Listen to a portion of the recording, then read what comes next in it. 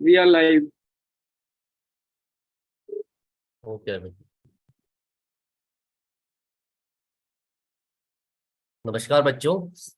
हर बार की तरह इस बार भी हम एक नए सेशन के साथ आप हेलो या we are Audible ji.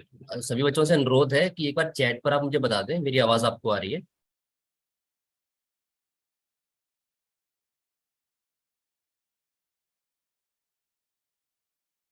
Okay then we can start. So सभी बच्चों का एक बार फिर से स्वागत है आज के सेशन में। हर रविवार की तरह इस बार भी हम लोग एक नया सेशन लेकर आपके बीच में हाजिर हैं।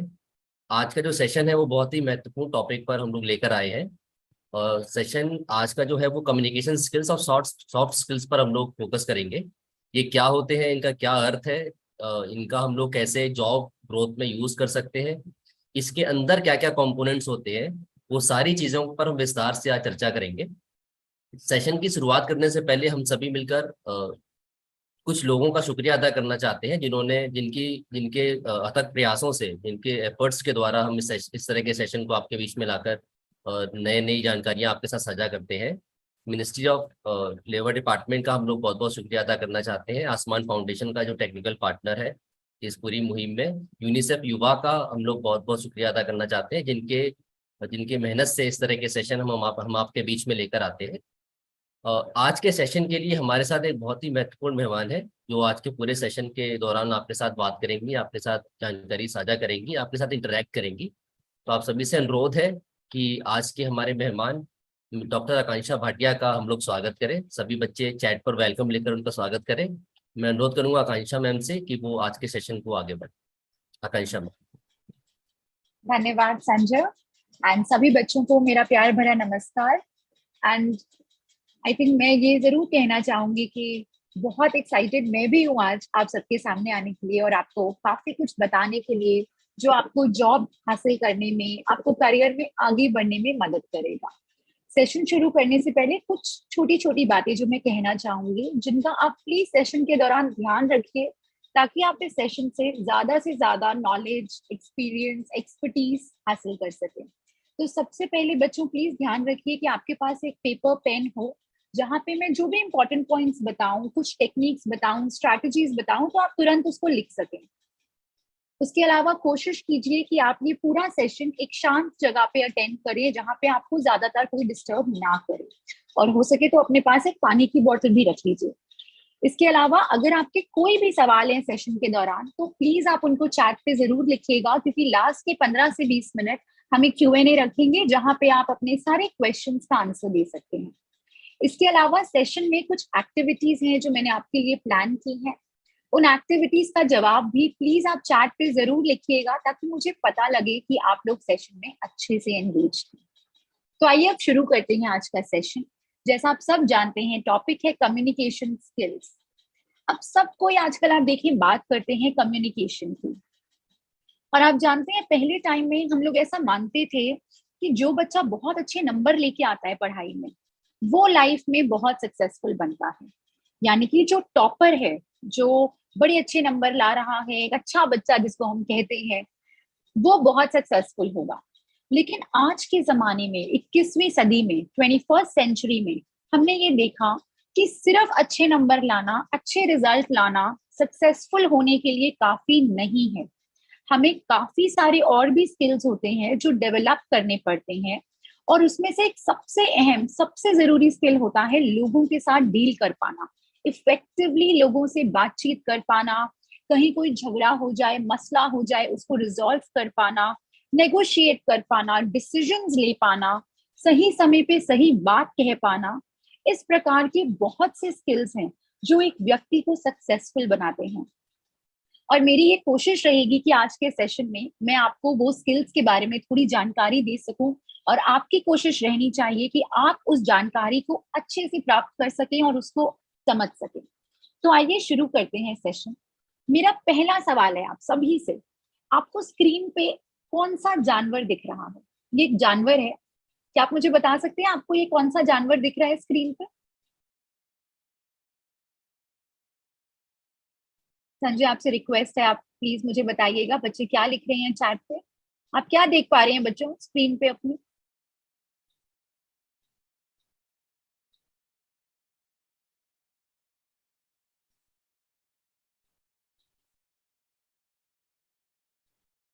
क्या जानवर है जो आपकी स्क्रीन पे आपको दिख रहा है? ध्यान से देखिए और बताइए क्या देख पा रहे हैं। बच्चे कह रहे हैं रैबिट। अच्छा, आपको रैबिट लग रहा है? कोई और बच्चा है जिसे कुछ और भी दिख रहा है रैबिट के अलावा? ध्यान से देखिए, एक और जानवर की भी तस्वीर छुपी है इसमें।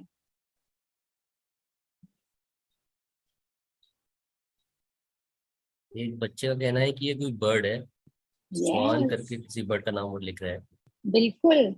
तो अगर मैं सरल शब्दों में बोलूं तो अगर आप देखेंगे कि दाईं ओर उसका चेहरा है तो आपको ये रैबिट दिखेगा, और अगर आप बाईं ओर उसका चेहरा देखते हैं तो आपको ये डक दिखती है, डक, स्वैन, आप जिस भी प्रकार की बर्ड कहना चाह रहे हैं इसको। ठीक है, अब इस बात से मैं आपको क्या बताना चाहती हूँ, तस्वीर तो एक ही है लेकिन हमारे देखने के नजरिए में फर्क है। तो कम्युनिकेशन का एक बहुत अहम हिस्सा ये भी होता है कि हमें इस बात को समझना बेहद जरूरी है कि हम सभी का दुनिया को देखने का नजरिया, हमारा दृष्टिकोण अलग अलग होता है, और उसको समझ पाना, उसको ठीक से ये बात समझना कि हो सकता है सामने वाला जिस प्रकार दुनिया देख रहा है उस प्रकार मैं दुनिया नहीं देख रही, और हो सकता है जिस प्रकार मैं दुनिया देख रही हूँ उस प्रकार सामने वाला दुनिया नहीं देख पा रहा। उस बात को समझना और उस बात के जरिए एक इफेक्टिव कम्युनिकेशन को इस्टेब्लिश कर पाना एक बहुत जरूरी स्किल है। तो कम्युनिकेशन की बात करने से पहले मुझे लगा बहुत जरूरी है कि मैं आपको ये बताऊं कि दुनिया देखने का नजरिया सबका अलग अलग होता है, एंड इट इज इम्पोर्टेंट कि हम सामने वाले के नजरिए की उतनी ही रिस्पेक्ट करें जितनी हमें लगता है हमारा नजरिया जरूरी है या उसको रिस्पेक्ट मिलनी चाहिए। अब आते हैं कम्युनिकेशन स्किल्स पे। आखिर कम्युनिकेशन स्किल्स होते क्या हैं? तो एक बड़े सरल शब्दों में इसकी जो एक हम परिभाषा जिसकी हम बात करते हैं वो ये होता है कि कुछ मैसेजेस हैं जो मैं आपको देना चाहती हूँ और कुछ मैसेज हैं जो आप मुझसे ले रहे हैं, और vice versa. So communication basically messages का आदान प्रदान है। आप मुझे कुछ कह रहे हैं, मुझे आपका मैसेज मिला, उस मैसेज को मैंने दिमाग में सोचा समझा और उस मैसेज पे मैंने अपने विचार, अपना रिस्पॉन्स दिया, तो वो मैंने आपको मैसेज पहुंचाया। अब कम्युनिकेशन का ये भी एक अहम हिस्सा है कि जो मैसेजेस आप मुझे पहुंचाते हैं या मैं आपको पहुंचाती हूँ उसमें मिसअंडरस्टैंडिंग्स की, गलत फहमियों की गुंजाइश कम से कम होनी चाहिए। ठीक है, इसके अलावा हम मैसेजेस बात करके, लिख के, और कभी कभी इशारों में भी पहुंचाते हैं। तो किस प्रकार की कम्युनिकेशन हो गई? वर्बल, जैसे मैं अभी आपसे कर रही हूँ। नॉन वर्बल, यानी कि मैं बस एक इशारा दे रही हूँ आपको, आंख से दे रही हूँ, हाथ से, जैसे मैंने ऐसे बोला तो आपको पता है मैम कह रही है कि स्टॉप, ठहर जाइए। इस प्रकार non verbal communication. Written communication, चाहे वो लेटर्स हों, आजकल हम डिजिटल कम्युनिकेशन की बात करते हैं जहाँ पे हम ईमेल्स कर रहे हैं, व्हाट्सएप मैसेजिंग, इंस्टेंट मैसेजिंग, वो सब हमारा रिटन कम्युनिकेशन का पार्ट है। और एक और बहुत अहम पार्ट है कम्युनिकेशन का जिसकी भी हम आज बात करेंगे, वो है एक्टिव लिसनिंग। कम्युनिकेशन सिर्फ और सिर्फ कहना नहीं है, कम्युनिकेशन सुनना भी है। यदि आप ठीक से सुनते नहीं हैं, समझते नहीं हैं, तो आप कैसे आगे इंसान को, जो आपको एक कॉरेस्पॉन्डेंस करनी है, उसको आगे बात बढ़ानी है, कैसे बढ़ाएंगे? तो उसके बारे में भी आज के सेशन में हम चर्चा करेंगे। तो आइए चलते हैं इफेक्टिव कम्युनिकेशन स्किल्स की ओर। अब सब कुछ सब शायद जानते हो, लेकिन मैं फिर भी सेशन में इस बात को इस्टेब्लिश करना चाहती हूँ कि नीड क्या है। कम्युनिकेशन तो हम सभी कर रहे हैं, हम बचपन से कर रहे हैं। सबसे पहले हमने क्या कम्युनिकेट किया जब हम एकदम छोटे बच्चे थे? रोना। Crying is the first sign of communication. हमें भूख लगती थी तो हम रो के कम्युनिकेट करते थे अपने केयर गिवर को, अपनी माता को, पिता को, कि हम भूखे हैं, तो वो समझ जाते थे कि ये हमारा साइन है। सो वहां से लेके आज हम यहाँ तक पहुंच गए हैं, कम्युनिकेट तो हम कर ही रहे हैं। लेकिन इफेक्टिव कम्युनिकेशन क्या है? ऐसी कम्युनिकेशन जो कि प्रभावशाली हो, जो कि इम्पैक्टफुल हो और हमें सक्सेस की ओर लेके जाए। तो क्यों हम करें? सबसे जरूरी, वो हमें ट्रस्ट बिल्ड करने में मदद करती है। यानी कि जब आप किसी के साथ एक इफेक्टिव कम्युनिकेशन में जाते हैं तो आप दूसरे व्यक्ति को समझते हैं और अपनी बात दूसरे व्यक्ति को समझा पाते हैं। वहां से आपका सबसे इंपॉर्टेंट एक और स्किल होता है जो शुरू होता है, जिसको हम ट्रस्ट बिल्डिंग कहते हैं। उसके अलावा गलत फहमियों की गुंजाइश कम होती है, मिसअंडरस्टैंडिंग्स, मिसकम्युनिकेशन कम होती है, रिलेशनशिप्स और ज्यादा पक्के और ज्यादा मजबूत बनते हैं। इसके अलावा आपका जो फर्स्ट इंप्रेशन होता है वो अच्छा होता है। हम आने वाले सेशंस में, आज के सेशन में नहीं पर आगे के सेशंस में, मैं फर्स्ट इंप्रेशन की भी बात करूंगी कि हम अपना फर्स्ट इंप्रेशन किसी पे कैसे अच्छा बना सकते हैं।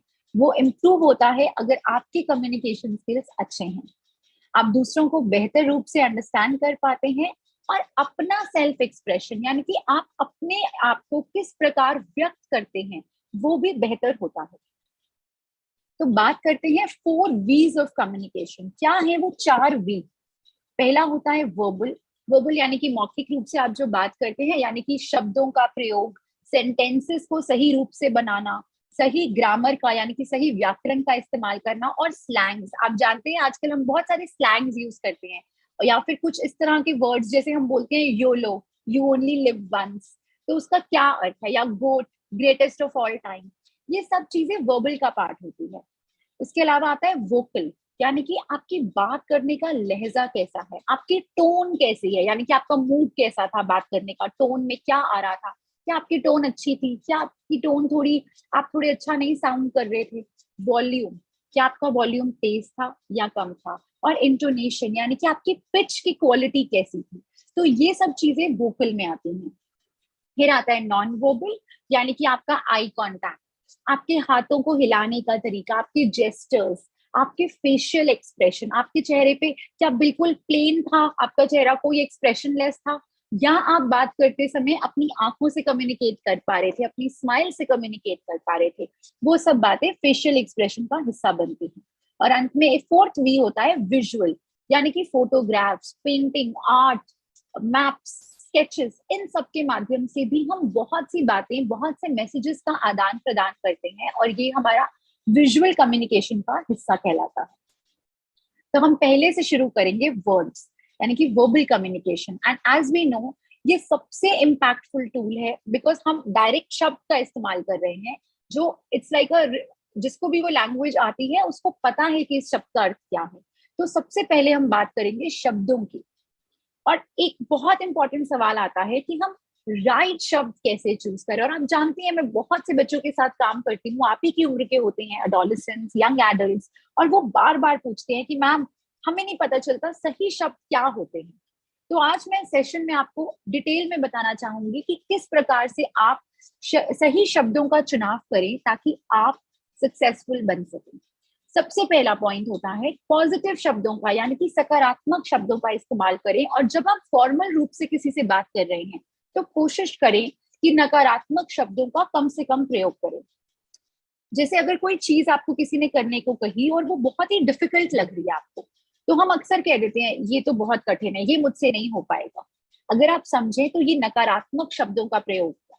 इसके बदले आप ऑल्टरनेटिवली कुछ इस प्रकार से कह सकते हैं कि ये मुश्किल तो है पर मैं कोशिश कर सकती हूँ। इमीडिएटली आपने जो नेगेटिव टोन रखी थी वो आपकी पॉजिटिव हो गई। इसके अलावा आप कोशिश करें कि आप इस प्रकार के शब्दों का प्रयोग करें जो ये दर्शाएं कि आप एक कॉन्फिडेंट व्यक्ति हैं, रादर देन कि आप डाउट में हैं। तो कई बार हम ऐसे बोलते हैं, मुझे लगता है कि शायद ऐसा होगा। ये कहने के बदले अब मुझे लगता है का मतलब है अभी आप खुद भी थोड़े डाउट में हैं। लेकिन यदि आप ऐसे कहें कि as a matter of fact मुझे पता है कि ये ऐसा होता है, यू अपीयर, आपका जो साउंड है वो ज्यादा कॉन्फिडेंट साउंड करते हो आप। एंड पीपल फील कि हाँ, क्योंकि इन्होंने ऐसा कहा कि मुझे विश्वास है as a matter of fact, तो you are kind of represented और projected as a more confident person. और हम वही चाहते हैं कि सामने वाला आपको ज्यादा कॉन्फिडेंट रूप में देखे। इसके अलावा एक और हम बड़ी कॉमन मिस्टेक है जो हम हमेशा करते हैं, हमें ये लगता है कि मुश्किल चीज ज्यादा बेहतर होती है। तो अगर हम कॉम्प्लेक्स शब्दों का प्रयोग करेंगे, मुश्किल इंग्लिश के वर्ड्स का प्रयोग करेंगे अपनी इंटरव्यू देते टाइम, तो इंटरव्यूअर जो है वो बड़ा इंप्रेस हो जाएगा। पर जानते हैं आप, ऐसा होता नहीं है। इंटरव्यूअर ये देखना चाहता है कि आप कितनी सरलता से अपनी बात सामने वाले तक पहुंचा पाते हैं। सो इस बात को बच्चों ध्यान रखिए कि जो डिफिकल्ट शब्द हैं आपको लगता है कि आप यूज कर रहे हैं और ये एक अच्छा साइन है, लेकिन ये एक्चुअली उतना अच्छा साइन नहीं होता। मैं आपको एक उदाहरण देती हूँ, मैं एक सेंटेंस रीड करती हूँ, आप बताइएगा दो सेंटेंसेस में सबसे अच्छा आपको कौन सा लगा। तो पहला वाक्य है, नाक का एक अविवेकी स्पर्श झूठ बोलने का सुझाव दे सकता है। कॉम्प्लेक्स है, थोड़ा सिंपल कर देते हैं। नाक को थोड़े से भी छूने से झूठ बोलने की ओर इशारा मिल जाता। समझने में दूसरे वाला हमें ज्यादा सरल लगा, क्योंकि हमने आम भाषा में कोलोकियल वर्ड्स में इसको कह दिया, सरल शब्दों में हमने इसको कह दिया। तो जरूरी नहीं है कि नेगेटिव वर्ड्स या मुश्किल वर्ड्स भी आपको आगे लेके जाएंगे। आपको कोशिश करना है पॉजिटिव शब्दों का प्रयोग करें, और उससे भी ज्यादा जरूरी सरल शब्दों में अपनी बात को कहें, ताकि सामने वाला उसको क्विकली ग्रास्प कर सके। अगर किसी को आपके शब्द समझने के लिए डिक्शनरी खोलनी पड़ेगी, तो वैसे ही वो फ्लो टूट जाएगा आपकी कम्युनिकेशन का। इसके अलावा हम लोग कुछ वर्ड यूज करते हैं जिसको हम क्वालिफायर्स कहते हैं। क्वालिफायर्स होते हैं, जैसे हम बोलते हैं I am very happy, very little bit of this, ये क्वालिफाई कर रहे हैं एक चीज को। So rather than using these क्वालिफायर्स, I am very happy, आप बोल सकते हो I am delighted, I am elated. अंग्रेजी में भी और हिंदी में भी आपको दोनों प्रकार के शब्द मिलेंगे, और एक इमोशन को व्यक्त करने के, एक भाव को व्यक्त करने के डिफरेंट इंटेंसिटीज के भी शब्द मिलेंगे, जैसे हैप्पी, डिलाइटेड, इलेटेड, ग्लैड। आप देखेंगे ये एक उसकी इंटेंसिटी को व्यक्त कर रहा है, आपकी खुशी की। तो चूज द राइट वर्ड। क्वालिफायर्स के प्रयोग को, I am very very happy, I am very very confident, उसको वेरी लगाने की जरूरत नहीं होती है और लिटिल लगाने की जरूरत नहीं होती है, तो आप उसको अवॉइड कर सकते हैं। तीसरा होता है बी एम्फेटिक। अब एम्फेटिक का मतलब होता है किसी बात को एम्फेसिस के साथ, फोर्स के साथ आप प्रेजेंट कर पा रहे हैं। तो इसमें हम लोग फिर से क्या गलती करते हैं, हम कंफ्यूजन में बात कर जाते हैं। Just a little bit, may be it is like that, probably ऐसा होगा, शायद ऐसा होता है। सो हम कोशिश करें कि हम एम्फेटिक बने, यानी कि हम अपनी बात को पूरे कॉन्फिडेंस के साथ रखें, जिस प्रकार से I believe it's a fact that so and so thing happen like that, मुझे पूर्ण विश्वास है कि ऐसा होता है। So be more confident while you are saying. उसके बाद चौथा पॉइंट आता है कॉनोटेशन। ना कॉनोटेशन का मतलब होता है कि हर बात का, हर शब्द का एक कॉन्टेक्स्ट होता है। यानी कि अगर एक शब्द को मैं एक कॉन्टेक्स्ट में प्रयोग करूंगी, तभी उस बात का मतलब सही मतलब बनेगा, वरना उस बात का मतलब शायद सही मतलब ना बने। जैसे मैं आपको एक उदाहरण देती हूँ, कुछ शब्द हैं जैसे इंटरेस्टिंग हो गया एक वर्ड, या एक्साइटिंग हो गया, तो उसमें हम सोल स्टिरिंग अंग्रेजी में कहते हैं, ओवरवेलमिंग कह सकते हैं। अगर मैं ये बोलूं कि मैंने अभी रिसेंटली एक नया लैपटॉप खरीदा है and my purchase was very overwhelming, तो वो शायद शब्द वहां ठीक से फिट नहीं हो रहा। पर मैं ये बोल सकती हूँ कि मैंने एक लैपटॉप खरीदा और मैं बहुत एक्साइटेड हूँ उसको लेके, तो ये ज्यादा अच्छे से वहां फिट होगा। तो आप जब शब्दों का चयन करें, तो ये भी देखें कि क्या जिस कॉन्टेक्स्ट में, जिस कहानी के बीच में आप, या अपनी जिस बात के बीच में वो शब्द कहना चाह रहे हैं, क्या उस शब्द का सही अर्थ सामने उजागर होके आ पा रहा है या नहीं। और अंत में लास्टली जो बहुत जरूरी बात है, वो है ऑथेंटिसिटी। अब एक बात मैं यहाँ और ऐड करना चाहूंगी कि जब भी आप कहीं पे पब्लिकली कुछ कह रहे हैं या इंटरव्यू में कुछ कह रहे हैं, तो एक बड़ी इंपॉर्टेंट बात है जो हम लोग अक्सर मिस करते हैं, वो है अपनी ऑडियंस को जानना। आप किससे बात कर रहे हैं, कौन है वे लोग, उनका बैकग्राउंड क्या है, किस कंपनी के हैं, या किस प्रकार की जॉब आपको ऑफर कर रहे हैं, या अगर आप पब्लिकली कुछ कह रहे हैं, तो जो आपकी बात सुनने वाले लोग हैं वो कौन है, किस बैकग्राउंड से आते हैं। इस पे यदि आपने रिसर्च करी है, तो आप अपनी बात को शायद उस प्रकार से कम्युनिकेट करें, शायद आप उस प्रकार के एग्जाम्पल्स लें जिससे वो इंसान रिलेट कर सके, और आपकी बात की वैल्यू बढ़ेगी, आपकी बात का इम्पैक्ट बढ़ेगा। उसके अलावा अब आते हैं ऑथेंटिसिटी पे। ऑथेंटिसिटी क्या होता है? ऑथेंटिसिटी होता है कि मैं जैसी हूँ, मैं वैसा ही अपने आप को दिखाऊं, मैं ऑथेंटिक रहूं, मैं अपने आप के साथ ट्रू रहूं, मैं कुछ नाटक ना करूं, मैं कुछ प्रिटेंड ना करूं, जो मैं नहीं हूं वैसा ना दर्शाऊं। तो अगर हम ऑथेंटिसिटी की बात करें, तो आप वो वर्ड्स यूज कीजिए, आप वैसे बोलिए जैसे आपको नेचुरली बोलना आता है। उसको हम इम्प्रूव कर सकते हैं। अब आप बोलेंगे कि मैम ये तो कॉन्ट्राडिक्टरी बातें हैं, आप एक प्रकार के, एक तरफ कह रही हैं कि अपनी ऑडियंस को जानिए और उनके हिसाब से बात कीजिए, और दूसरी तरफ आप ये भी कह रही हैं कि अपने आप से ट्रू रहिए। तो बच्चों, ये दोनों भले ही थोड़े अलग अलग हो, लेकिन अगर इसके बीच में आप एक बैलेंस बना सके, जहां पे ऑडियंस को समझते हुए आप अपनी बात इस प्रकार से कहें जिसका मीनिंग आपके लिए भी ट्रू हो, आपको भी वो वर्ड्स बोलने में कॉन्फिडेंस हो, then it is the right balance. तो ये बैलेंस जो है वो धीरे धीरे ही आता है, एकदम से जल्दी से नहीं आता। और एक अंत में एक एग्जाम्पल मैं और देना चाहूंगी कि जैसा मैंने कहा था आपको कि सिंपल शब्दों का प्रयोग करें, एक ये भी चीज होती है कि कम से कम शब्दों में अपनी बात किस प्रकार से बेहतर तरीके से कह सके। तो जैसे अगर किसी को कसाटा आइसक्रीम पसंद है, मुझे बहुत पसंद है, तो मैंने वही एग्जाम्पल लिया। तो अगर मैं ऐसे कोई मेरे बारे में बोल रहा है तो वो ऐसे बोलेगा, she is of an opinion that cassata is the best ice cream. अब ये एक लंबे शब्द हो गए, she is of the opinion that cassata is the best ice cream. वो इंसान सिंपली भी तो कह सकता है शी लाइक्स कसाटा आइसक्रीम। तो शब्दों को अननेसेसरीली, चाहे रिटन कम्युनिकेशन हो चाहे वर्बल हो, बढ़ाना भी नहीं है। तो आपने सीखा कि क्वालिफायर्स इस्तेमाल नहीं करने, क्वांटिफायर भी, आपने शब्दों को ज्यादा क्वांटिटी भी नहीं देनी है, कम शब्दों में अपनी बात कहनी है और ऑथेंटिसिटी से कहनी है। और ये ध्यान रखना है कि शब्द जो कॉन्टेक्स्ट है उसमें पावरफुल हो, पॉजिटिव हो। ओके, चलिए अब आगे बढ़ते हैं। शब्दों के अलावा कुछ नॉन वर्बल चीजें भी होती हैं जो बोलने के साथ साथ हमें एनकरेज करती हैं कि हम जो कह रहे हैं उस बात की और एक कम्युनिकेशन का और इम्पैक्ट बने। तो वो क्या है? हम नॉड करते हैं, कभी कभी जब हम बात करते हैं तो हम सर हिलाते हैं, ठीक है, that's a powerful non verbal encourager. यानी कि आप जो कह रहे हैं मुझे समझ आ रहा है, और मैं जब सर हिला रही हूँ मतलब मैं ऐसा मान रही हूँ, होप कर रही हूँ, अज्यूम कर रही हूँ कि आपको मेरी कही हुई बात भी अच्छे से समझ आ रही है। उसके अलावा अपने हैंड की movement, it's a positive sign, पर ये ध्यान रखिएगा कि हैंड की मूवमेंट इतनी ज्यादा भी ना हो कि आपका जो सामने वाला व्यक्ति आपकी बात सुन रहा है उसका ध्यान आपके हाथों पे ही चला जाए। तो hand movement is good, it shows confidence, but it has to be limited. ऐसा नहीं होना चाहिए कि हर समय हम अपना हाथ हिलाए जा रहे हैं और इसकी वजह से सामने वाले का जो ध्यान है हमारे शब्द से हटके हाथों की मूवमेंट पे चला जा गया है। इसके अलावा हम शब्द का प्रयोग करते हैं तो वो पॉजिटिव होना चाहिए। अब शब्द भी ऐसे नहीं, थोड़ा डीप, ये मैं आपको अभी पिच में भी बताऊंगी आगे, पिच साउंड टोन में। इसके अलावा आई कांटेक्ट, ये बहुत ही एक इंटरेस्टिंग बात होती है क्योंकि बहुत बार बच्चे ये सवाल पूछते हैं कि मैम कितना आई कांटेक्ट होना चाहिए। क्योंकि जब हम आई कांटेक्ट कर रहे हैं, अगेन ये एक कॉन्फिडेंस का साइन है। अगर आपको आगे चल के पब्लिक स्पीकर बनना है, बहुत से लोगों के बीच में बात करनी है, तो इट इज वेरी इंपॉर्टेंट कि आप जिस व्यक्ति से बात कर रहे हैं, चाहे 1 to many है, यानी कि आप बात कर रहे हैं और आपके सामने एक पूरा ऑडिटोरियम भरा हुआ है, या 1-on-1 जैसे आप अपने इंटरव्यू से बात कर रहे हैं, आंखों में देख के बात करना is a sign of confidence कि आप कॉन्फिडेंट हैं आप जो भी कह रहे हैं।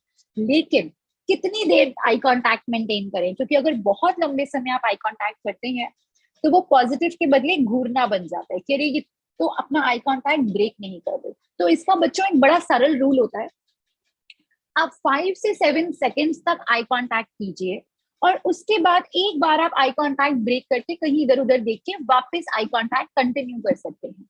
सो इससे ऑकवर्डनेस नहीं आती है, इससे वो जो एक आता है ना कि घूर तो नहीं रहे, वो घूरने वाली बात नहीं आती है, and it looks like a confident eye contact. And obviously जब आप आई कांटेक्ट कर रहे हैं तो आप अपनी पलकों को नॉर्मल रूप से झलकने दें। ऐसा नहीं कि आप अपनी आई स्टिफ रख रहे हैं कि भाई मुझे पलक नहीं झपकानी है, वैसे नहीं करते। जैसे नॉर्मल आपका नेचुरल ब्लिंकिंग रिफ्लेक्स है उसको आप होने दीजिए, लेकिन आप eye to eye contact maintain रखें 5 to 7 सेकेंड्स।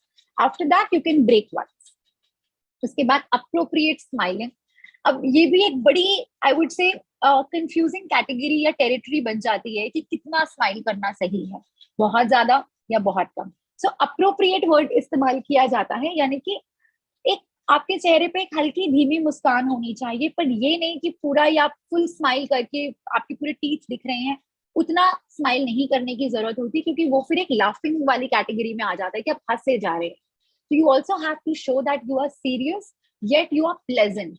तो प्लेजेंट दिखाने के लिए एक जो मीठी छोटी सी मुस्कान चेहरे पे होनी चाहिए वो आप रखेंगे, बहुत ज्यादा नहीं। यदि आपकी कोई तारीफ कर रहा है तो आप कॉन्फिडेंटली स्माइल करके थैंक यू जरूर बोलेंगे, क्योंकि that again shows that you are confident बहुत से लोग अपनी तारीफ नहीं सुन पाते, और अगर आप उनकी तारीफ करें तो वो एकदम ऑकवर्ड हो जाते हैं, अरे अरे नहीं नहीं नहीं कुछ भी नहीं है।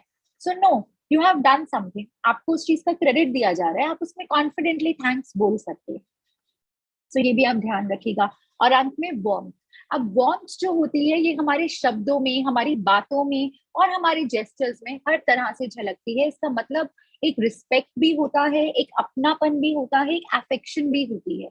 अगेन वहां पे आपको बाउंड्री ड्रॉ करनी जरूरी है। अगर आप फॉर्मल सेटिंग में है, इंटरव्यू की सेटिंग में है, वर्क प्लेस की सेटिंग में है, क्योंकि हम इंटरव्यूअर से फर्स्ट मीटिंग में तो बहुत वार्म भी नहीं हो सकते, तो हमें एक हल्की सी बाउंड्री ड्रॉ करनी है। बट हमें ये ध्यान रखना है कि वो हमारी पर्सनालिटी को जब असेस कर रहे हैं, हमें देख रहे हैं पूरी तरह से, चाहे वो वर्बली हमें असेस कर रहे हैं या हमारे नॉन वर्बल जेस्चर्स को असेस कर रहे हैं, तो उन्हें ये लगना चाहिए कि प्लेजेंट पर्सनालिटी वाला इंसान है। ऐसा नहीं कि ये अपने आप में रहते हैं या थोड़ी इगोइस्टिक हैं, वो नहीं हमारी तरफ से सिग्नल जाना चाहिए। इसके अलावा एक और बहुत इंटरेस्टिंग ये टॉपिक आता है जिसको हम कहते हैं क्लोज एंडेड या ओपन एंडेड क्वेश्चन। अब क्वेश्चंस कैसे पूछें? कभी कभी तो ये हो जाता है कि जब हम कम्युनिकेट कर रहे हैं, खासकर किसी नए व्यक्ति से आप कम्युनिकेट कर रहे हैं, मान लीजिए इंटरव्यू के दौरान ही आपसे अंत में पूछा जाता है कि क्या आपके कोई सवाल है। आप जानते हैं आप किस प्रकार के सवाल पूछते हैं, इस चीज का बहुत इम्पैक्ट पड़ता है इंटरव्यू पे। यदि आपके सवाल इंटरेस्टिंग है, अगर आपने अच्छे से रिसर्च की है और जेन्युइन सवाल पूछते हैं आप, तो इंटरव्यूअर को ये मैसेज जाता है कि ये इंसान हमारी ऑर्गेनाइजेशन में वाकई ही बहुत इंटरेस्टेड है। और यदि आप ऊपर ऊपर से बस पूछने के लिए पूछ लेते हैं या सीधा बोलते हैं no no I don't have any question, क्योंकि आप डरे हुए हैं, आपको बाहर निकलना है, that does not give that good impression, क्योंकि उन्हें लगता है ये तो इंटरेस्टेड ही नहीं है, ये तो बस निकलना चाह रहे हैं सिचुएशन से।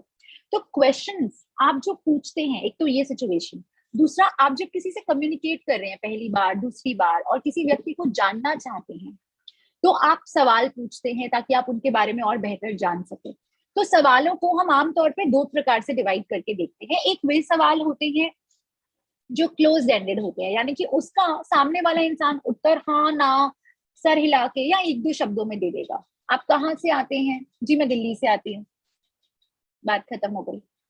आपने खाना खाया? जी मैंने खाना खाया, फिर से बात खत्म हो गई। अच्छा, क्या आप इस कंपनी में कितने साल से आप जॉब कर रहे हैं? इस कंपनी में जी मैं 2 साल से काम कर रही हूँ, फिर बात खत्म हो गई। तो ये जो सवाल है ये क्लोज एंडेड है। ये आपकी कम्युनिकेशन को या आपकी कॉन्वर्सेशन को, आपकी बातचीत को, वार्तालाप को बहुत आगे तक नहीं लेके जाएंगे। लेकिन हम ऐसा चाहते हैं कि हम जब किसी से बात करें तो थोड़े लंबे समय तक बात करें ताकि उस व्यक्ति को अच्छे से समझ सके। उसके लिए हमें इस्तेमाल करने होते हैं open ended questions. Open ended questions वे क्वेश्चंस होते हैं जिनका आंसर एक या दो शब्दों में देना बहुत मुश्किल है। उनका आंसर थोड़ा सा लंबा होगा और व्यक्ति आपको वो बातें बताएगा जो वो पर्सनली एक्सपीरियंस कर रहा है और जो आप सुनना चाहते हैं, जिससे आपको समझ आएगा ये व्यक्ति किस प्रकार का इंसान। तो कुछ सवाल यहाँ लिखे हैं। आपको क्या लगता है एनईपी की जो हमारी नेशनल एजुकेशन पॉलिसी आई है उसके बारे में आपके क्या विचार है? एज अ स्टूडेंट आपको क्या लगता है उसके बारे में? यहाँ पे आप अपने विचारों को दर्शाएंगे। So it's an example of an open ended question. या आपको ये जॉब में क्यों इंटरेस्ट आया? आप क्यों आए इस जॉब को करने के लिए? अगेन आपको वहां पे लंबा उत्तर देना पड़ेगा। एक या दो बातों में, एक या दो शब्दों में आपका उत्तर खत्म नहीं होगा। तो जब भी आप बच्चों अपनी कॉन्वर्सेशन आगे बढ़ाना चाहते हैं, चाहे पर्सनल चाहे प्रोफेशनल, आपको कोशिश करनी चाहिए कि आप ओपन एंडेड क्वेश्चंस पूछें जो सामने वाले व्यक्ति को ज्यादा स्कोप दे अपनी बात कहने का और आपको ज्यादा स्कोप दे उस व्यक्ति को अच्छे से समझ पाने का। अब आते हैं वॉइस की टोन पे। तो देख लीजिए 10% कॉन्फ्लिक्ट्स होते हैं जब हमारा मतभेद होता है, यानी कि हम एक ओपिनियन को डिफर करते हैं, हमारा ओपिनियन दूसरे से मैच नहीं करता। और 90% कॉन्फ्लिक्ट होते हैं कि तुमने मुझसे ऊंची आवाज में बात कैसे की, क्योंकि गलत टोन में बात की गई थी। राइट? सो हमारी टोन बहुत ज्यादा इंपॉर्टेंट रोल प्ले करती है हमारे शब्दों के साथ। अब अपनी वोकल डिलीवरी का कैसे ध्यान रखा जाए, उससे पहले बच्चों मैं आपको 3 आसान बातें बताना चाहूंगी जिसमें आपको क्लैरिटी आएगी जब मैं आपको आगे एक्सप्लेन करूंगी। तो हम 3 जो मेन चीजों की आज बात करेंगे वो है मेरी पिच, मेरी टोन और मेरा वॉल्यूम। ठीक है? अब पिच क्या होती है? पिच होती है मेरी जो आवाज है उसकी हाईनेस और लोनेस, दैट इज माय पिच। ठीक है। टोन होती है मेरी आवाज की क्वालिटी कैसी है, क्या मैं दबे दबे दबे ऐसे शब्दों में बात कर रही हूँ या मैं अच्छे से क्लियरली बात कर रही हूँ, मेरी टोन क्या है, ठीक है, मेरी क्वालिटी क्या है, मेरी वॉइस में मूड क्या है, क्या मैं अच्छे मूड में हूँ। अगर आप आंख बंद कर लें और मेरा फेस ना देखें, क्या आप सिर्फ मेरी टोन से बता पाएंगे कि मैम का आज मूड कैसा है, क्या अच्छे मूड में बात कर रही हैं, क्या थोड़ी थकी हुई लग रही है। वो मेरा टोन होता है, आवाज का टोन होता है ना। हम कई बार फोन उठाते हैं, अपने दोस्त से बात करते हैं और उसे पूछते हैं आज क्या हो गया, तेरी आवाज बड़ी कम आ रही है या तू बहुत लो साउंड कर रहा है, बोलते हैं ना हम। उसका मतलब है उसकी टोन ऐसी है, आपने उसकी पिच से, उसकी टोन से समझ लिया कि कोई प्रॉब्लम है। और लास्टली वॉल्यूम। वॉल्यूम बहुत सिंपल है, क्या मैं ऊंची आवाज में बात कर रही हूँ या क्या मैं धीमी आवाज में बात कर रही हूँ। सो लाउडनेस या सॉफ्टनेस जो होती है वॉइस की, वो वॉल्यूम कहलाता है। और इस सबको मिला जुला के हम वोकल डिलीवरी कहते हैं कि मेरी वोकल डिलीवरी कैसी है। तो अगर आप कोई क्वेश्चन पूछ रहे हैं, ये कुछ एग्जाम्पल्स के तौर पे मैंने रखा है ताकि आप इसको समझ सकें कि आप कैसे इसको मॉड्यूलेट कर सकते हैं अपनी वॉइस को। तो अगर आप कोई सवाल पूछ रहे हैं तो सवाल के अंत में हाई पिच हो तो अच्छा रहता है। क्या आप भोपाल से हैं, लास्ट में पिच थोड़ी हाई कर दी, ठीक है, तो वो आपके हाई पिच जो आपकी सेंटेंस की, आपके सवाल के एंड में आप रख सकते हैं। यदि आप कुछ समथिंग सीरियस डिस्कस कर रहे हैं, कुछ सीरियस बात है, तो अपनी टोन को डीप रखें। और कई बार क्या होता है, हम ना बात करते हुए लंबी लंबी सांस लेते हैं बीच में, ऐसे करके, अच्छा ऐसा हो गया। वो सांस, वो जो एक लेस, जो डीप ब्रेथ हम करते हैं, वो हमें कम करनी होती है जब हम कोई सीरियस बात कर रहे हैं। Because if we do that more, अगर हम वो ज्यादा करते हैं तो सामने वाले के दिमाग में वो जो बात होती है वो और सीरियस बनती जाती है, जो हम नहीं चाहते। अननेसेसरीली सामने वाले को स्ट्रेस आउट करना कि हाँ दूसरा बंदा भी बहुत ज्यादा सीरियस होकर ये बात सुन रहा है। So if you want to relax that talk, तो हम डीप टोन में जरूर बात करते हैं, हमारी आवाज गहरी होनी चाहिए, लेकिन जो लंबी सांसें हैं बीच बीच में, जो हम बहुत गहरी सांस लेते हैं, वो हम कम लेंगे। अगर हम इंस्ट्रक्शंस दे रहे हैं तो can you please keep this jug on the slab, तो लास्ट के उसमें आपकी जो जो पिच है वो लो हो जानी चाहिए, प्लीज डू इट। तो इट तक आते आते मेरी पिच थोड़ी कम हो गई। और इंस्ट्रक्शन देते समय फिर से आपकी जो वॉइस है वो थोड़ी गहरी होनी चाहिए, बिकॉज आप एक्चुअल में तो इंस्ट्रक्शन ही दे रहे हैं, तो आवाज गहरी। But it should not also look like a disrespectful order. ऐसा नहीं लगना चाहिए कि आप किसी को ऑर्डर जमा रहे हैं, लगे कि आप इंस्ट्रक्ट कर रहे हैं, लेकिन डीप आवाज रखिए और अंत में पिच थोड़ी लो कर दीजिए। किसी को ऐसा नहीं लगना चाहिए कि आप बहुत अथॉरिटेरियन हो रहे हैं।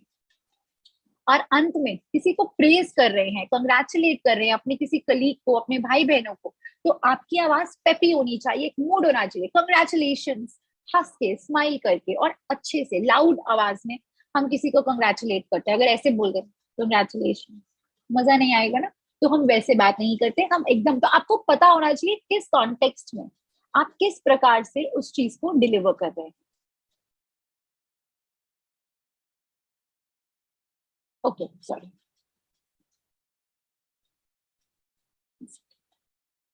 One second.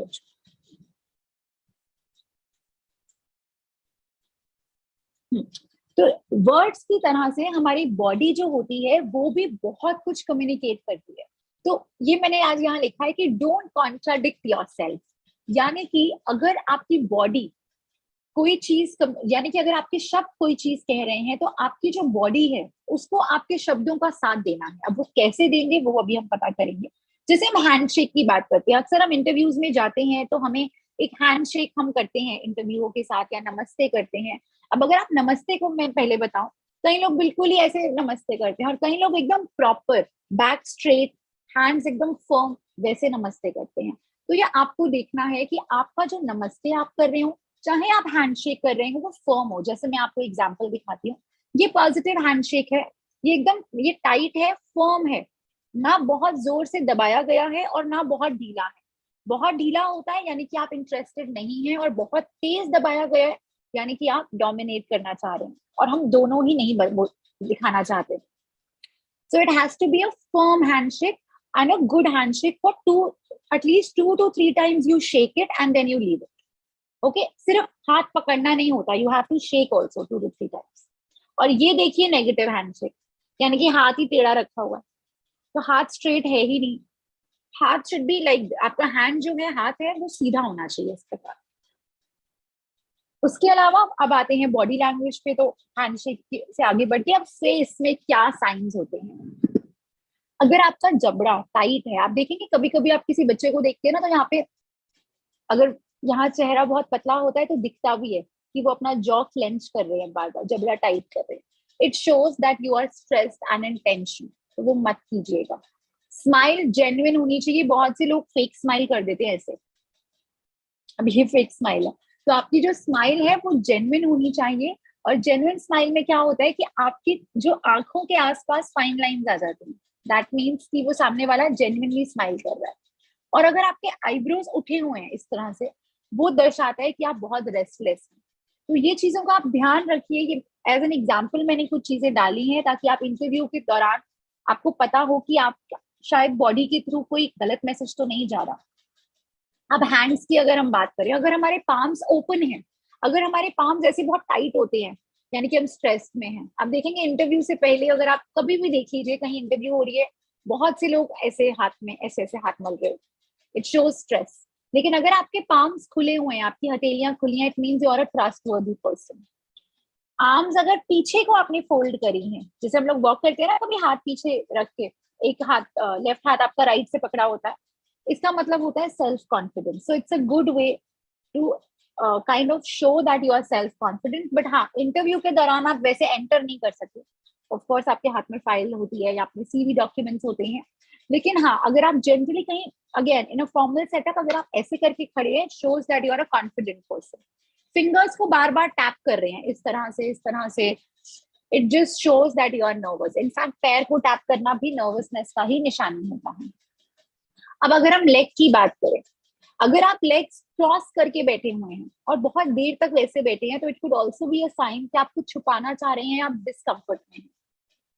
और अगर आपकी लेग्स जो है वो बहुत ओपन है और टाइट नहीं है, यानी कि फर्मली ग्राउंड पे प्लेस नहीं है, तो ये अनवेलनेस को भी कभी कभी दर्शाता है कि ये व्यक्ति का क्योंकि आपका जो पोस्चर है ना वो थोड़ा सा खराब दिखने लगेगा। और ये सबसे कॉन्फिडेंट पोज होता है, ये होता है फिगर 4 पोज।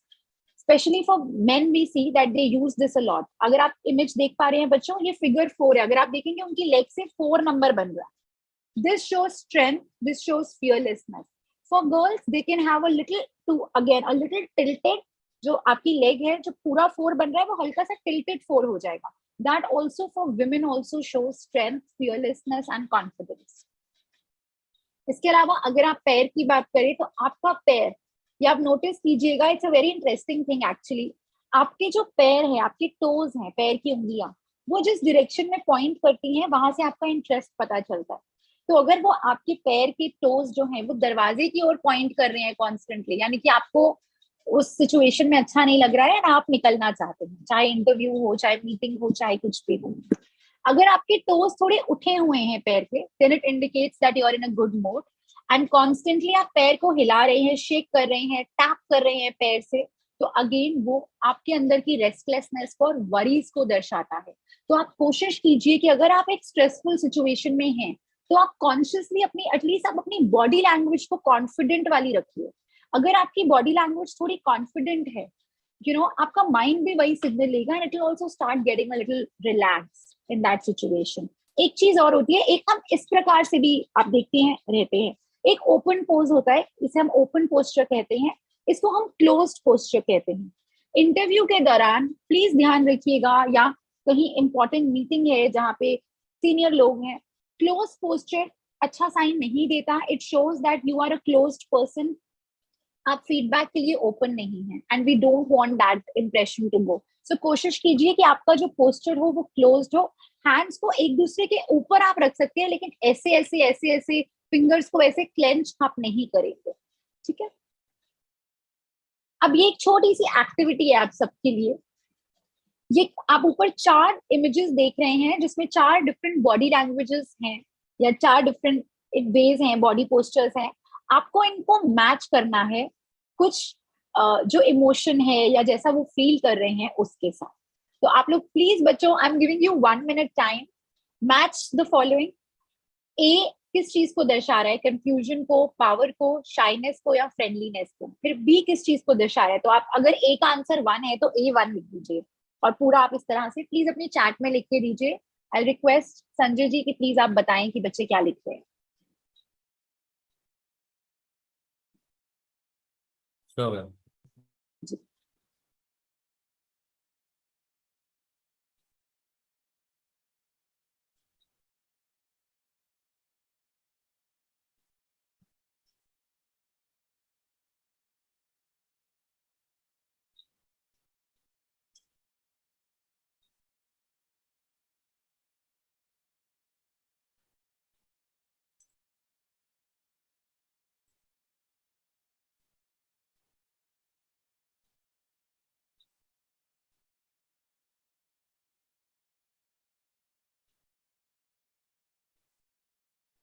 संतोष ने लिखा है B4।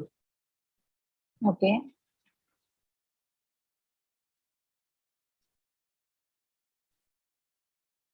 मुशर्रफ ने लिखा है D3। आपको सारे बता रहे हैं बच्चों, आपको सारा एक साथ बता रहा है, फिर मैं आपको उत्तर दिखाऊंगी इसका। सबको ठीक से मैच करके बताइए। This is very important, because अगर कोई आपकी बॉडी लैंग्वेज को देख के ये समझ पा रहा है कि आप क्या दिखाना चाह रहे हैं, आपका कौन सा इमोशन व्यक्त हो रहा है, तो आपको भी सामने वाले की बॉडी लैंग्वेज देख के ये चीज समझ आनी चाहिए कि वो किस इमोशन में है, उसको क्या महसूस हो रहा है। तो this is an important exercise.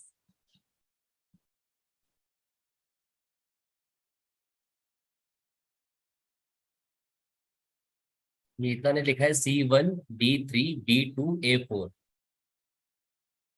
जी ठीक है, चलिए मैं आपको इसका उत्तर दिखा देती हूँ। ये इसका करेक्ट रिस्पॉन्स है। पहला वाला व्यक्ति फ्रेंडलीनेस या ओपननेस दर्शा रहा है, दूसरा वाला व्यक्ति पावर या achievement, because she has one something, तीसरा वाला कंफ्यूज्ड है, और चौथा वाला शाय है, क्योंकि देखिए वो अपने पैर कैसे दबा के बैठा है, अपने हाथ ऐसे रख के बैठा है, डरा हुआ लग रहा है, एंग्शियस लग रहा है। तो इसी प्रकार से जैसे आप ये देख के समझ पा रहे हैं कि किसी की बॉडी लैंग्वेज किस और संकेत कर रही है, वैसे लोग भी आपकी बॉडी को देख के, आपके सिर्फ पोस्चर को देख के ये अनुमान लगा सकते हैं कि आपका पोस्चर किस ओर संकेत कर रहा है। अब आते हैं रिटन कम्युनिकेशन की ओर। अब रिटन कम्युनिकेशन जो होता है वो as students, as young professionals हमारे लिए बहुत जरूरी होता है, क्योंकि उसमें हम लेटर कैसे लिखे, रिज्यूमे अपना कैसे बनाए, असाइनमेंट्स कैसे करें, ईमेल्स कैसे करें, या प्रोफेशनली कम्युनिकेट करना है, प्रोजेक्ट रिपोर्ट्स बनानी है, वो हम कैसे बनाएं। तो रिटन कम्युनिकेशन के बारे में थोड़ी सी आज हम यहाँ बात करेंगे। सबसे जरूरी बात होती है रिटन कम्युनिकेशन में कि आप क्लियर और कंसाइज रहेंगे। जो बातें मैंने आपको एक्चुअली वर्बल कम्युनिकेशन के लिए बताई थी कि नकारात्मक शब्दों का प्रयोग नहीं करेंगे, क्वालिफायर्स का आप यूज कम कीजिए, आप कम से कम शब्दों में अपनी बात बेहतर तरीके से कहिए, वो सारी बातें यहाँ पे भी वैलिड हैं। उसके अलावा आप यहाँ पे जब आप कोई चीज लिख रहे हैं तो वो क्लियरली और कंसाइजली लिखी होनी चाहिए। एक राइटिंग प्रोसेस आप बना सकते हैं, और यदि आप एक ऐसी जॉब में जाते हैं या आप एक इस प्रकार के काम में हैं जहां आपको रिटन असाइनमेंट्स बार बार करके प्रेजेंट करने हैं, तो आपको एक राइटिंग प्रोसेस अपने लिए बनाना होगा। और ये बच्चों आप ध्यान जरूर रखिएगा कि ये एक दिन में नहीं बनता। आज मैंने कहा, आपने सेशन में सुना, आप इनकरेज हो गए, डजंट मीन कि कल से आप बहुत अच्छे राइटर बन ही जाओगे। It is all about practice, आप उस चीज को कितनी बार प्रैक्टिस कर रहे हो। उसके बाद आता है एडिटिंग। मैंने एक बहुत ही इंटरेस्टिंग उस दिन किसी से सुना, उन्होंने ऐसा कहा कि लिंक्डइन पे जैसे आजकल हम प्रोफेशनली ग्रो करने के लिए लिंक्डइन काफी यूज करते हैं और हम सभी लोग इस्तेमाल करते हैं उसका। तो वहां पे उन्होंने कोई पोस्ट लिखी और पोस्ट उन्होंने शायद लिखने के बाद एडिट करी, और वहां पे लिखा हुआ आ रहा था एडिटेड। तो उस व्यक्ति ने ये सवाल उठाया कि क्या एडिटेड लिखा आने से ऐसा नहीं लगेगा कि मैं एक बार में ठीक से कोई चीज नहीं कर पाया। तो मेरा उसमें ये रिस्पॉन्स था कि नहीं, बिल्कुल भी नहीं। इसका मतलब ये है कि आप कॉन्स्टेंटली इम्प्रूव करना चाहते हैं। तो एक बार अगर आपने कोई चीज लिखी है, हो सकता है आपको आज अच्छी लग रही है, लेकिन अगर आप कल दोबारा उसको रिव्यू करते हैं, फिर से प्रूफ रीड करते हैं, तो आपको जरूर उसमें कहीं एक दो छोटी छोटी गलतियां निकल आएंगी, या आपको लगेगा इसके बदले मैं ऐसा लिख सकती हूँ तो शायद उस बात का भाव और अच्छे से उभर के आएगा। तो प्रूफ रीडिंग करना, एडिटिंग करना should be a positive sign and should be a positive skill जो आप सबको अपनी रिटन कम्युनिकेशन में लाना होगा। उसके बिना अगर हमें लगता है हमने एक बार लिखा और हम भेज देते हैं फटाफट से, तो वो बात नहीं बनेगी। हाँ, अगर आप बच्चों ईमेल लिख रहे हैं तो ऑब्वियसली आप उसको रोज प्रूफ रीड नहीं करेंगे, वो आप एक बार में लिखेंगे और भेजेंगे। लेकिन यदि आप कोई डॉक्यूमेंट है, कोई लंबा असाइनमेंट है, कोई प्रोजेक्ट रिपोर्ट है, उसमें इट्स अ गुड आइडिया कि काम को समय पे कंप्लीट कीजिए और 2-3 दिन का समय, या चलिए 2-3 दिन ज्यादा अगर है तो 1 दिन का एटलीस्ट समय हो जहां आप प्रूफ रीड कर सकें और एडिट कर सकें। और ईमेल और टेक्स्ट मैसेजिंग में ये एक अच्छा एग्जाम्पल रहता है कि हम लोग जब नए सिरे से शुरू कर रहे होते हैं अपना जॉब, अपना काम, तो हमें नहीं समझ आता हम ईमेल्स किस प्रकार अच्छे से बनाएं, अच्छे से लिखें। तो उसमें भी एक ये तरीका रहता है कि बहुत से छोटे छोटे आप देखेंगे यूट्यूब पे वीडियोस होते हैं, how to write professional emails. उसमें क्या होता है, वो डिफरेंट सिचुएशंस आपको बताते हैं, अगर इस सिचुएशन में ईमेल लिखना है तो क्या अच्छी लैंग्वेज हो सकती है, आप उसको प्रैक्टिस कर सकते हैं। आप मॉक ईमेल्स अपने आप को लिख के सेंड कर सकते हैं और देख सकते हैं कि किस प्रकार से, अच्छा ये वर्ड शायद मैं और बेटर वे में लिख सकती थी। तो ये आपकी अपनी प्रैक्टिस है, ये आपका अपनी जर्नी है, और आपको इसमें नए नए तरीके ढूंढने चाहिए कि मैं किस तरह से इन चीजों को बेटर वे में सीख सकती हूँ। इसके अलावा हम बात थोड़ी सी आज करेंगे डिजिटल कम्युनिकेशन की। आने वाले सेशंस में मैं आपको बहुत डिटेल में सोशल मीडिया को कैसे आप प्लेटफॉर्म को यूज कर सकते हैं, डिफरेंट प्लेटफॉर्म्स को, उसकी बात हम आने वाले सेशंस में भी करेंगे। अब डिजिटल कम्युनिकेशन क्या है? कोई भी कम्युनिकेशन जो आप स्मार्टफोन, कंप्यूटर और इस प्रकार की किसी भी और इलेक्ट्रॉनिक डिवाइस के जरिए करते हैं, वो डिजिटल कम्युनिकेशन कहलाता है, जहां पे आप इंफॉर्मेशन, आइडियाज, फोटो, वीडियो कुछ भी शेयर कर रहे हैं। सोशल मीडिया हम सभी वाकिफ हैं, हम सब जानते भी हैं उससे। अब इसके कुछ इंपॉर्टेंट पॉइंट्स आपने सबने देखा होगा और ये आप सबने महसूस भी किया होगा कि हम इमोजीज का किस प्रकार इस्तेमाल करते हैं कम्युनिकेट करने के लिए। यदि आपने एक सेंटेंस लिखा है, हो सकता है थोड़ा ऑफेंसिव है, लेकिन आपने साथ में एक स्माइली, वो हा हा वाला स्माइली बना दिया, तो सबको पता है अच्छा ये मेरे फ्रेंड ने लिखा है, ये जोक कर दिया। तो इमोजीज जो हैं वो हमारे इमोशंस को कम्युनिकेट कर रहे हैं, and that can be used as a powerful way of communication. हाँ, फॉर्मली अगर आप यूज कर रहे हैं तो फॉर्मली कुछ ही ऐसे इमोजीज हो सकते हैं जो आप फॉर्मल कम्युनिकेशन में यूज करें, जैसे आप एक स्माइली बना सकते हैं छोटा सा, बट यूजुअली हम वो अवॉइड करते हैं, हम डायरेक्ट कम्युनिकेट करते हैं। इसके अलावा वीडियो कॉन्फ्रेंसिंग, अगेन अगर आप वीडियो पे बैठे हैं तो उसका भी एक लहजा, उसका भी एक और ये हम सबने कोविड के टाइम पे बहुत सीखा है, और बहुत से इस पे जोक्स भी आते थे कि कैसे ऊपर आपने प्रॉपर्ली ड्रेसअप पहना हुआ है, नीचे आप अपने शायद होम पजामाज में ही हैं। सो वीडियो कॉन्फ्रेंसिंग अगर आप कर रहे हैं तो ये ध्यान रखें कि आपके पीछे जो बैकग्राउंड नॉइज है वो ना हो, आप एक शांत जगह पे बैठे हों, आप अपनी बात जो कह रहे हैं प्रॉपर्ली अनम्यूट, म्यूट करके कहें, और अगर आप बात नहीं कर रहे तो म्यूट पे रखें। ये कुछ छोटे छोटे नेटिकेट्स जिसको हम कहते हैं, ये एक वीडियो कॉन्फ्रेंसिंग का भी पार्ट होते हैं। इसके अलावा रिस्क मैनेजमेंट, यानी कि अगर आप ऑनलाइन हैं तो रिस्क तो उसमें है क्योंकि आपकी आइडेंटिटी वहां पे है। जिस प्रकार हम सभी बच्चों को कहते हैं, ये मैं छोटी सी एक यहाँ बात बोलना चाहूंगी कि आप अपनी पिक्चर्स, अपने वीडियोस प्लीज बहुत सोच समझ के प्लेटफॉर्म्स पे अपलोड कीजिए, because even after you delete them, उनका जो ट्रेस होता है, जो साइन होता है, वो कहीं ना कहीं स्टोर्ड होते हैं और रह जाते हैं। सो आपका क्या रिस्क है, आप किस प्लेटफॉर्म पे, आपकी क्या इंफॉर्मेशन है, चाहे वो जॉब सीकिंग प्लेटफॉर्म ही क्यों ना हो, आप कितनी इंफॉर्मेशन वहां दे रहे हैं, क्या आपके कॉन्टैक्ट नंबर्स वहां हैं, क्या ईमेल आईडी है। मैं ये नहीं कह रही कि आप वहां मत दीजिए, पर एक अच्छा तरीका रहता है अगर आप उनकी प्रिवेसी पॉलिसीज पढ़ सके, क्या आपकी डेटा कहीं और शेयर होता है, ये सब हर प्लेटफॉर्म में प्रिवेसी पॉलिसीज में लिखा होता है, तो प्लीज वो चेक करके ही आप अपनी इंफॉर्मेशन अपलोड कीजिए। And lastly and very importantly, कुछ नेटिकेट्स होते हैं, जैसे हम एटिकेट्स की बात करते हैं ना, और मैं अभी करूंगी भी, कुछ नेटिकेट्स भी होते हैं। तो जल्दी से बता देती हूँ, नेटिकेट्स का मतलब हुआ कि इंटरनेट पे रहने के एटिकेट्स क्या होते हैं। तो सबसे पहला जो मैंने आपसे अभी भी कहा, अपनी इंफॉर्मेशन को बहुत ही केयरफुली आप शेयर करेंगे। आप ध्यान रखें कि आपकी बात से, आपके कमेंट से कोई ऑफेंड ना हो जाए इंटरनेट पे। That is very important when you are communicating. हम देखते हैं और बड़ा बुरा लगता है देखिए कि किस प्रकार लोग ट्रोलिंग करते हैं, इंटरनेट पे साइबर बुलिंग करते हैं, तो ये चीज भी कम्युनिकेशन का ही हिस्सा है। आपको ये भी समझना होगा that you have to be a responsible social media user. Okay, इसके अलावा अपने ऑनलाइन कनेक्शंस को सोच समझ के चुने। कुछ भी इंफॉर्मेशन जब हम शेयर करते हैं, खासकर व्हाट्सएप पे आप देखते हैं हर प्रकार की इंफॉर्मेशन आ जाती है, अब हम उसको व्हाट्सएप यूनिवर्सिटी भी कहते हैं। तो कम से कम हम इतना कर सकते हैं, हम सब एडुकेटेड हैं, हमने पढ़ाई करी है, हम जानते हैं कि कुछ जानकारी फेक होती है। कम से कम हम उस इंफॉर्मेशन को वैलिडेट करें शेयर करने से पहले। फॉर्मल कॉन्वर्सेशंस का जो सेटअप है, यानी कि यदि आप ऑनलाइन कोई मीटिंग करने आई हैं या आपकी ऑनलाइन इंटरव्यू है, तो वहां पे आपको किस प्रकार कम्युनिकेट करना है, आप किस प्रकार ड्रेस्ड अप हैं, आपका बैकग्राउंड क्या है। कोशिश करें कि या तो प्लेन बैकग्राउंड हो या कोई इस प्रकार का बैकग्राउंड हो जो प्रोफेशनल हो। ठीक है, वो सब चीजों का आप ध्यान रखें। और अंत में, जिस प्रकार आपकी प्राइवेसी इंपॉर्टेंट है, उसी प्रकार बाकी लोगों की भी प्राइवेसी उतनी ही इंपॉर्टेंट है, तो आप इसका ध्यान रखें। अब बढ़ते हैं कम्युनिकेशन एटिकेट्स की ओर। ये जनरल है, अगर आप किसी से भी कम्युनिकेट कर रहे हैं तो क्या आपके एटिकेट्स होने चाहिए। सबसे जरूरी, अगर कोई बात कर रहा है, खासकर ग्रुप में आप बैठे हैं, कोई बात कर रहा है और हमें क्या होता है, कभी हमें लगता है हमें एक बड़ा अच्छा पॉइंट मिला है उस बात को लेके, तो हम उस इंसान को रोक के अपनी बात कहना चाहते हैं। उससे प्लीज बचे, इंटरप्ट ना करें, उस इंसान को अपनी बात खत्म करने दें और उसके बाद आप कह सकते हैं to add to what you said, या जो आपने कहा या जैसा आपने कहा, मैं भी अपनी बात यहाँ रखना चाहूंगी, मैं आपकी बात से सहमत हूँ और ये और भी ऐसा होता है इस बारे में। So you can just add on, आप उस बात को आप अपनी बात ऐड ऑन करके भी कह सकते हैं बिना इंटरप्ट करे।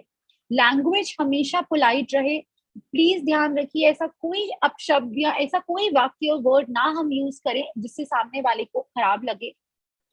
अपनी वॉल्यूम और अपनी बात की क्लैरिटी, कि आप उस बात को कितना क्लियरली कह पा रहे हैं, उसका ध्यान रखें। बहुत जरूरी, इंक्लूसिव लैंग्वेज का प्रयोग करें। अब इंक्लूजन अपने आप में एक बहुत ही बड़ा टॉपिक है, अगर हम बात करने बैठेंगे तो सारा समय निकल जाएगा, लेकिन मैं फिर भी कुछ छोटी बातें बता देती हूँ, यहाँ पे कुछ हिंट्स बता देती हूँ। इंक्लूसिव यानी कि हम कभी कभी जब बात करते हैं सिर्फ एक ही जेंडर को दिमाग में रख के बात करते हैं, ज्यादातर मेल जेंडर को, तो वैसे ना करें। जैसे अगर आप कहीं कम्युनिकेट भी कर रहे हैं, तो आप अगर ईमेल कर रहे हैं, आप नहीं जानते हैं कि सामने वाला सर है या मैम है, तो कम से कम डियर सर स्लैश मैम लिख दीजिए या डियर कंसर्न पर्सन लिख दीजिए। तो लैंग्वेज वो रखिए जो इंक्लूसिव हो, किसी को ये ना लगे कि मैं इस कॉन्वर्सेशन का पार्ट नहीं हूँ। सिमिलरली, यदि हम किसी दिव्यांग व्यक्ति के बारे में कुछ बात करें, आप जानते हैं हम सब, अब पहले हम इस प्रकार का वर्ड यूज करते थे डिसेबल्ड व्यक्ति, अब हम कहते हैं पर्सन विद डिसेबिलिटी, क्योंकि हम ये मानते हैं कि वो जो व्यक्ति है उसकी पूरी पहचान वो डिसेबिलिटी नहीं है, तो हम डिसेबिलिटी वर्ड को एज एडजेक्टिव उसके फ्रंट में, वर्ड पर्सन के फ्रंट में यूज नहीं करते हैं। तो आप जो भी बात कर रहे हैं, चाहे वो किसी स्पेशल नीड्स व्यक्ति के बारे में हो, चाहे कोई मार्जिनलाइज कम्युनिटी के बारे में हो, चाहे मार्जिनलाइज जेंडर के बारे में हो, आपके बात करने के तरीके में इंक्लूसिविटी होनी चाहिए, हम सब, ये पॉइंट आना चाहिए। इसके अलावा रिस्पॉन्सिवनेस, आप कम्युनिकेट कितने अच्छे से कर पा रहे हैं और सामने वाले व्यक्ति को कितने जल्दी रिस्पॉन्ड कर रहे हैं। यदि आपको कोई ईमेल आया, आपने 5 दिन लगाए उसे रिस्पॉन्ड करने में या आपने 5 घंटे में कर दिया, ये आपकी रिस्पॉन्सिवनेस दर्शाता है कि आपने कितनी जल्दी रिस्पॉन्ड किया है। एंड आपकी रिस्पॉन्सिवनेस जो होती है वो आपको और ज्यादा आगे एक मतलब सामने वाले को ये लगता है कि yes, you are actually genuinely interested and you are a proactive person, यानी कि आप प्रोएक्टिव हैं, आप सक्षम हैं, आप फटाफट काम कर लेते हैं। और लास्ट में, सभी की पर्सनल बाउंड्रीज, जिस प्रकार आपकी पर्सनल बाउंड्रीज हैं, मेरी पर्सनल बाउंड्रीज हैं, इस प्रकार सभी की पर्सनल बाउंड्रीज जब हम कम्युनिकेट कर रहे हैं तो हमें रिस्पेक्ट करनी होती है। कोई इस प्रकार का सवाल जो बहुत पर्सनल हो, जिसका कोई उत्तर ना देना चाहे या उत्तर देते समय उसको शर्म महसूस हो या अच्छा ना लगे, उस सवाल को, उस बात को हम ना करें तो ही अच्छा रहता है। अब आगे चलते हैं एक्टिव लिसनिंग की ओर। एक्टिव लिसनिंग जो होती है, जैसा कि यहाँ लिखा है, आपके जो कान होते हैं वो आपको कभी ट्रबल में नहीं डालते। ट्रबल में क्या डालती है? आपकी टंग, क्योंकि आप कुछ ज्यादा बोल जाते हैं कभी कभी, लेकिन हमारे कान हमें कभी ट्रबल में नहीं डालते हैं। तो एक्टिव लिसनिंग के कुछ स्किल्स है जिसकी हम बात करते हैं। सबसे पहले, अच्छा मैं इससे शुरू करने से पहले आपको एक उदाहरण देती हूँ। ये मैंने बहुत जगह नोटिस किया, बहुत बार मैं किसी कॉलेज में जाती हूँ, अगर कुछ बच्चों से बात करने लेक्चर के लिए या कुछ वर्कशॉप के लिए, तो मैं अक्सर देखती हूँ कि बच्चे ग्रुप में बैठे बातचीत कर रहे हैं और सभी बच्चों के हाथ में उनका मोबाइल फोन है। अब वो मोबाइल में देखे जा रहे हैं और साथ में उनकी बातचीत भी चल रही है। अरे ये क्या बात है? ऊपर आप देख ही नहीं रहे हैं, अपने अपने दोस्त की तरफ तो आप देख ही नहीं रहे हैं, सबका ध्यान मोबाइल में। तो क्या ये एक्टिव लिसनिंग हुई? ये एक्टिव लिसनिंग नहीं हुई। एक्टिव लिसनिंग का मतलब होता है कि जब आप सामने वाले व्यक्ति से कुछ बात कर रहे हैं, उसकी बात सुन रहे हैं, तो आप पूरी तरह सामने वाले व्यक्ति पे ही फोकस्ड है। आप इस बात पे फोकस है कि क्या कहा जा रहा है। आप अटेंटिव होके बैठे हैं, आपका ध्यान मोबाइल में या और कहीं नहीं है। आप आई कांटेक्ट मेंटेन कर रहे हैं और आपकी जो बॉडी लैंग्वेज है वो ओपन है। आप ऐसे क्लोज होके नहीं बैठे, यू आर ओपन। आप सुनना चाह रहे हैं कि सामने वाला क्या बात करता है। आप जो सुनते हैं वो समझने के लिए सुनते हैं, रिएक्ट करने के लिए नहीं। एक डिफरेंस होता है ना रिएक्शन और रिस्पॉन्स में। रिएक्ट का मतलब होता है बिना सोचे समझे कुछ कह देना, और रिस्पॉन्ड का मतलब होता है कि आपसे कुछ कहा गया, आपने सोचा, समझ लिया और फिर रिस्पॉन्ड किया। तो आप सुनने के लिए बात को, आप बात को समझने के लिए सुनते हैं, रिएक्ट करने के लिए नहीं। ओपन एंडेड क्वेश्चंस पूछना एक्टिव लिसनिंग करने का एक बहुत इंपॉर्टेंट पॉइंट होता है। यदि मैं आपसे इस प्रकार के क्वेश्चन पूछ पा रही हूँ, इसका मतलब है कि मैंने आपकी बात को ध्यान से सुना है। क्लैरिफिकेशंस रिक्वेस्ट करना, यदि आप कुछ नहीं समझ पाए तो आप बोलते हैं ना, सॉरी क्या आप प्लीज फिर से कह सकते हैं, मुझे ये बात थोड़ी समझ नहीं आई, क्या आप दोहरा देंगे? तो इस तरह से आप क्लैरिफिकेशंस रिक्वेस्ट करते हैं, यानी कि आपने एक्टिवली बात सुनी है। बात सुनते समय अपने ओपिनियंस, अपनी धारणाएं ना बनाना और बात को समराइज या पैराफ्रेज करना, दोनों शब्दों में अंतर होता है। समराइज का मतलब होता है कि आपने जो सुना, एक इंसान ने कुछ कहा, आपने अपने शब्द, आपने 2-3 वाक्यों में वो सारी बात को ब्रीफ में कह दिया, उस सारी बात का सार, कंक्लूजन निकाल के कह दिया। और पैराफ्रेज का मतलब होता है कि यदि कोई मुझसे बात कर रहा है तो मैंने उस बात को जो समझा, मैंने अपने शब्दों में वो बात दोबारा कही और उनसे पूछा, आपका यही मतलब है ना, आप यही अर्थ है ना आपकी बात का? आई होप मैंने सही समझा है। यहाँ हम अंग्रेजी में ऐसे कहते हैं ना, please correct me if I am wrong, I have understood कि आपने ये कहा है। We use it so that हम मिसकम्युनिकेशन ना हो जाए। हम इसलिए भी सुनते हैं, हम डबल श्योर होना चाहते हैं कि जो बात हमने सुनी है वो सही है। तो ये जो है, ये कुछ एक्टिव लिसनिंग के इसेंशियल्स हैं। अब एक एक्टिविटी है आप सभी के लिए। मैं यहाँ पे आपको कुछ इंस्ट्रक्शंस रीड आउट करूंगी, उसके बेसिस पे आपको एक डायग्राम बनाना है और उसके बाद मैं आपको डायग्राम का रिजल्ट दिखाऊंगी। यहाँ पे हमें पता लग जाएगा कि कौन है जो एक्टिव लिसनिंग कर रहा है। और एक बड़ी इंटरेस्टिंग बात और भी है इस एक्टिविटी की, मैं इंस्ट्रक्शंस को रिपीट नहीं करूंगी। मैं एक इंस्ट्रक्शन एक ही बार दूंगी।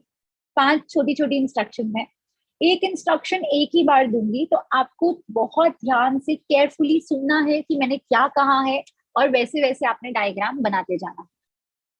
और यदि आपका डायग्राम बाद में सही बने तो प्लीज आप जरूर बताइएगा हमें कमेंट सेक्शन में।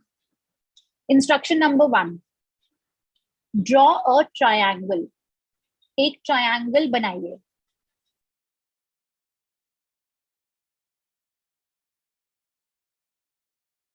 Second, draw a line to divide the triangle into 2 equal halves.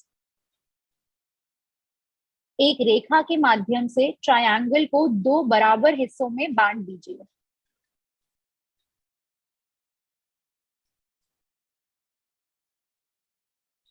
Third instruction, draw a square such that all the 4 corners of the square touch the 3 sides of the triangle. Triangle के बीच में एक square बनाइए। इस प्रकार बनाइए कि square की जो चारों कॉर्नर्स हैं वो ट्रायंगल की तीनों साइड्स पे टच हों। Instruction number 4,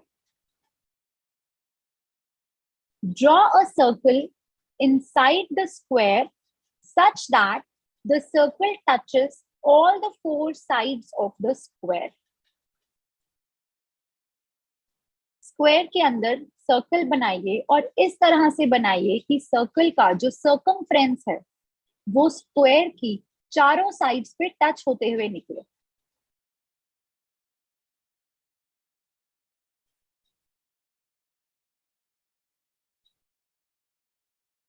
My last instruction, draw 3 lines inside the circle in a way that it divides the circle into 8 equal parts. आप सर्कल के अंदर 3 लाइनें और बनाएंगे, 3 रेखाएं बनाएंगे और इस प्रकार से बनाएंगे कि वो सर्कल को 8 बराबर हिस्सों में डिवाइड कर सके।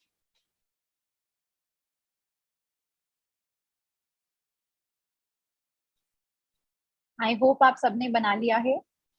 मैं आपको एक्टिविटी का रिजल्ट दिखाती हूँ और जिसका रिजल्ट ठीक आया है आप लोग प्लीज हमें चैट पे जरूर बताइएगा कि आपका रिजल्ट ठीक आया है। This is the result of the activity: a triangle divided by a line into 2 equal halves, then a square touching all the 3 sides of the triangle. उसके बीच में एक सर्कल है और ये हमने उसमें 3 और रेखाएं बनाई हैं, डायगोनल और एक हॉरिजॉन्टल, जिससे ये सर्कल जो है वो 8 हिस्सों में बराबर बट गया है। चलिए अब आगे हमारा जो मैसेज है वो यही है कि बिगेस्ट कम्युनिकेशन प्रॉब्लम क्या है, that we do not listen to understand but we listen to reply. तो हमने लिसनिंग के बारे में भी बात कर ली। अब कम्युनिकेशन में एक बहुत इंपॉर्टेंट पॉइंट आता है जो है कॉन्फ्लिक्ट रेजोल्यूशन का। हम जब किसी से कम्युनिकेट करते हैं तो अक्सर हम देखते हैं कि कोई बात हमें नहीं भी अच्छी लगती है, डिसएग्रीमेंट हो जाता है, कभी कभी तो फाइट भी हो जाती है। ऐसी सिचुएशन में जहां कॉन्फ्लिक्ट उत्पन्न हुआ है उसको हम कैसे अच्छे वे में रिजॉल्व कर सकते हैं, ये एक बहुत अच्छा स्किल होता है। और बहुत सी आजकल कंपनीज ये चीज देखती हैं कि उनके जो एम्प्लॉयज होंगे, उनके जो वर्कर्स होंगे, क्या वो कॉन्फ्लिक्ट को अच्छे से मैनेज कर पाएंगे, क्योंकि हर टीम में कॉन्फ्लिक्ट तो आएगा, है ना। वो तो है, एक जहां ह्यूमंस हैं वहां कोई ना कोई बात होगी, कोई ना कोई बात पे मतभेद होगा। तो क्या हम अपने कॉन्फ्लिक्ट को सही ढंग से मैनेज कर सकते हैं या नहीं, वो हम आज सीखेंगे। तो पहले बात करते हैं कॉन्फ्लिक्ट रेजोल्यूशन होता क्या है। अब कॉन्फ्लिक्ट रेजोल्यूशन का बड़ा सरल मतलब है कि जहां पे भी 2 या 2 से ज्यादा व्यक्ति या पार्टीज के बीच में कोई मतभेद हो गया है, उसका एक पीसफुल सोल्यूशन कैसे निकाला जाए जहां पे सब लोग उस सोल्यूशन से कहीं ना कहीं अग्री कर जाए। ठीक है। अब वो जो मतभेद है वो बहुत बातों को लेके हो सकता है, वो फाइनेंशियल बात पे हो सकता है, वो कोई पर्सनल बात पे हो सकता है, वो कोई सोशल बात पे हो सकता है, कोई इमोशनल कारण के चलते मतभेद हो सकता है। तो रीजंस तो कई हो सकते हैं। अब कॉन्फ्लिक्ट को रिजॉल्व करने का एक सबसे सरल तरीका हम कहते हैं, एक अच्छी स्ट्रैटेजी कहते हैं इसको, वो होती है नेगोशिएशन। अब नेगोशिएशन क्या है? नेगोशिएशन है एक मिडिल ग्राउंड ढूंढना। जैसे हम बचपन में कहते थे ना, तेरी भी नहीं मेरी भी नहीं, हम ये कर लेते हैं। दैट इज एडल्ट वर्ल्ड में हम उसको वैसे नहीं कहते, लेकिन एडल्ट वर्ल्ड में हम नेगोशिएशन को मानते हैं मिडिल ग्राउंड, जहां पे थोड़ी सी आपकी भी बात मानी जाएगी, थोड़ी सी मेरी भी मानी जाएगी, थोड़ा डिसएग्रीमेंट आपको भी सहना होगा, थोड़ा डिसएग्रीमेंट मुझे भी सहना होगा। अब आते हैं गोल्स ऑफ नेगोशिएशन। तो एक ऐसा सोल्यूशन निकालना जो कहीं ना कहीं सारे लोग जिसके साथ अग्री कर सके, इस सोल्यूशन को जल्द से जल्द निकालना, और इस सोल्यूशन को इस तरह निकालना कि आपसी रिश्ते जो हैं वो बिगड़े ना, क्योंकि कॉन्फ्लिक्ट से आपसी रिश्तों के बिगड़ने की संभावना रहती है। आप इमेजिन कीजिए, आप एक टीम में काम कर रहे हैं, वहां 5-6 लोग हैं और कॉन्फ्लिक्ट हो गया, तो चांसेस है ना कि टीम की रैपो जो एक बनी हुई है, जो एक आपस में फ्रेंडशिप बनी हुई है, वो ब्रेक हो सकती है। तो नेगोशिएशन का एक ये भी बहुत इंपॉर्टेंट गोल होता है कि वो उस रिश्ते को बचा ले, उस फ्रेंडशिप को, वो टीम वर्क को, जो आपकी टीम स्पिरिट है उसको बचा ले, और रिलेशनशिप को फर्दर डैमेज ना हो और वो इम्प्रूव हो। अब कॉमन रीजंस क्या होते हैं वर्क प्लेस पे कॉन्फ्लिक्ट आने के? लीडरशिप स्टाइल, यानी कि आपके जो बॉस हैं, जो मैनेजर हैं, उनका जो लीड करने का तरीका है और जो आपका एक वर्क करने का तरीका है वो मैच नहीं हुआ। कुछ व्यक्तियों की पर्सनालिटी मैच नहीं हुई। आपकी एक अलग प्रकार की पर्सनालिटी है, आप शायद काम को एक तरह से देखते हैं, दूसरा व्यक्ति दूसरी तरह से उस चीज को देखता है, वो बात पे मतभेद हो सकता है। रिस्पॉन्सिबिलिटी टाइप पे, यानी कि मैं ये रिस्पॉन्सिबिलिटी ले सकती हूँ, सामने वाला कहेगा मैं ये ले सकता हूँ, वहां पे भी प्रॉब्लम आ सकती है। कल्चरली कॉन्फ्लिक्ट हो सकते हैं, मैं जिस बैकग्राउंड से आती हूँ मेरे नजरिए से एक बात सही है, दूसरे व्यक्ति के नजरिए से दूसरी बात सही है, तो वो उस प्रकार से भी कॉन्फ्लिक्ट हम देखते हैं, बढ़ते हैं। और अंत में वर्किंग स्टाइल कॉन्फ्लिक्ट, जैसे कि मैं हो सकता है बोलूं कि मैं सारा काम, जैसे ही मेरे पास काम आएगा मैं तुरंत काम करके फ्री होना चाहती हूँ, दूसरा व्यक्ति बोलेगा नहीं, पहले मैं आराम से सुनूंगा, समझूंगा, मैं लास्ट में काम करना चाहता हूँ। तो वो हमारा हो सकता है दोनों ही काम सही ढंग से करेंगे, लेकिन हमारे स्टाइल ऑफ वर्किंग में एक मतभेद आ गया। तो काफी कारण हम देखते हैं जो कि वर्क प्लेस कॉन्फ्लिक्ट के बनते हैं। अब आता है सवाल कि हम इन कॉन्फ्लिक्ट्स को नेविगेट कैसे कर सकते हैं।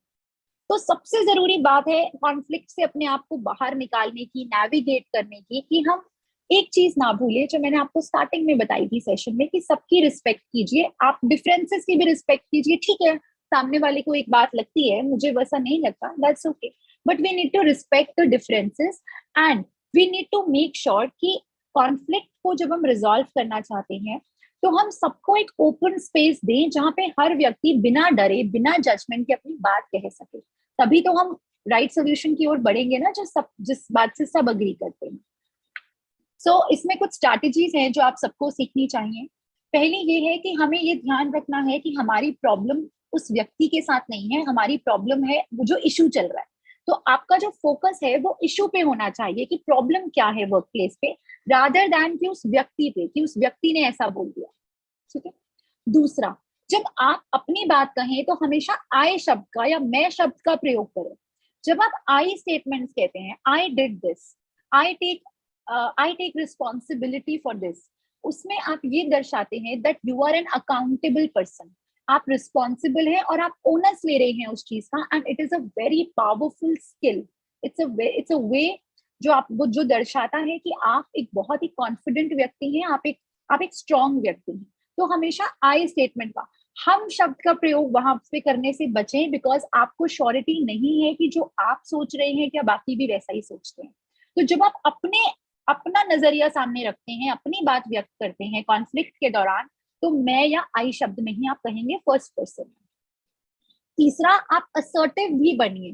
कॉन्फ्लिक्ट्स के दौरान अक्सर क्या होता है कि हम डर जाते हैं या हम बात को बढ़ाना नहीं चाहते और अपनी बात पे नहीं खड़े रहते, जिसकी वजह से हमें कुछ ज्यादा काम मिल सकता है या हो सकता है किसी भी वे में हमें प्रॉब्लम का सामना करना पड़े। तो असर्टिवनेस का मतलब होता है कि जिस बात के लिए आप सहमत नहीं हैं, आप उस बात के लिए ना ही कहेंगे, आप हाँ नहीं कहेंगे। अब ना का मतलब ये नहीं है कि आप रूडली ना कहेंगे, नहीं नहीं मैं नहीं करूंगा। आप पोलाइटली, रिस्पेक्टफुली अपनी बात रखें और अपनी बाउंड्री राइट तरीके से ड्रॉ करें कि नहीं, मैं इतना कर सकती हूँ लेकिन इससे ज्यादा ये मेरे स्कोप में नहीं है, तो मैं शायद ना कर सकूं। आपको अपनी बात को क्लियरली, पॉजिटिवली और एकदम सटीक तरीके से कहनी है, चाहे वो ना हो चाहे वो हाँ हो। क्योंकि अगर आप नहीं कहते तो अक्सर हम देखते हैं कि लोग फिर अपने काम में फ्रस्ट्रेट होने लग जाते हैं, दे आर नॉट हैप्पी, क्योंकि सब उनको बहुत सारा काम आ रहा है या कोई ऐसी चीज जो उनको नहीं अच्छी लग रही उनसे करवाई जा रही है। सो बी असर्टिव, अपने ग्राउंड पे खड़े रहे। जब भी कभी कॉन्फ्लिक्ट हो, ये एक अच्छा तरीका रहता है कि सारे जो भी स्टेक होल्डर्स हैं उस कॉन्फ्लिक्ट के, जिनके जिनके साथ भी कॉन्फ्लिक्ट है, जो लोग इन्वॉल्व हैं, वो सब एक तरफ आए और जितने हो सके उतने पॉसिबल सोल्यूशंस जल्दी जल्दी सोचो। अच्छा, ऐसा solution 1, solution 2, 3, 4, may be 10 solution आ गए।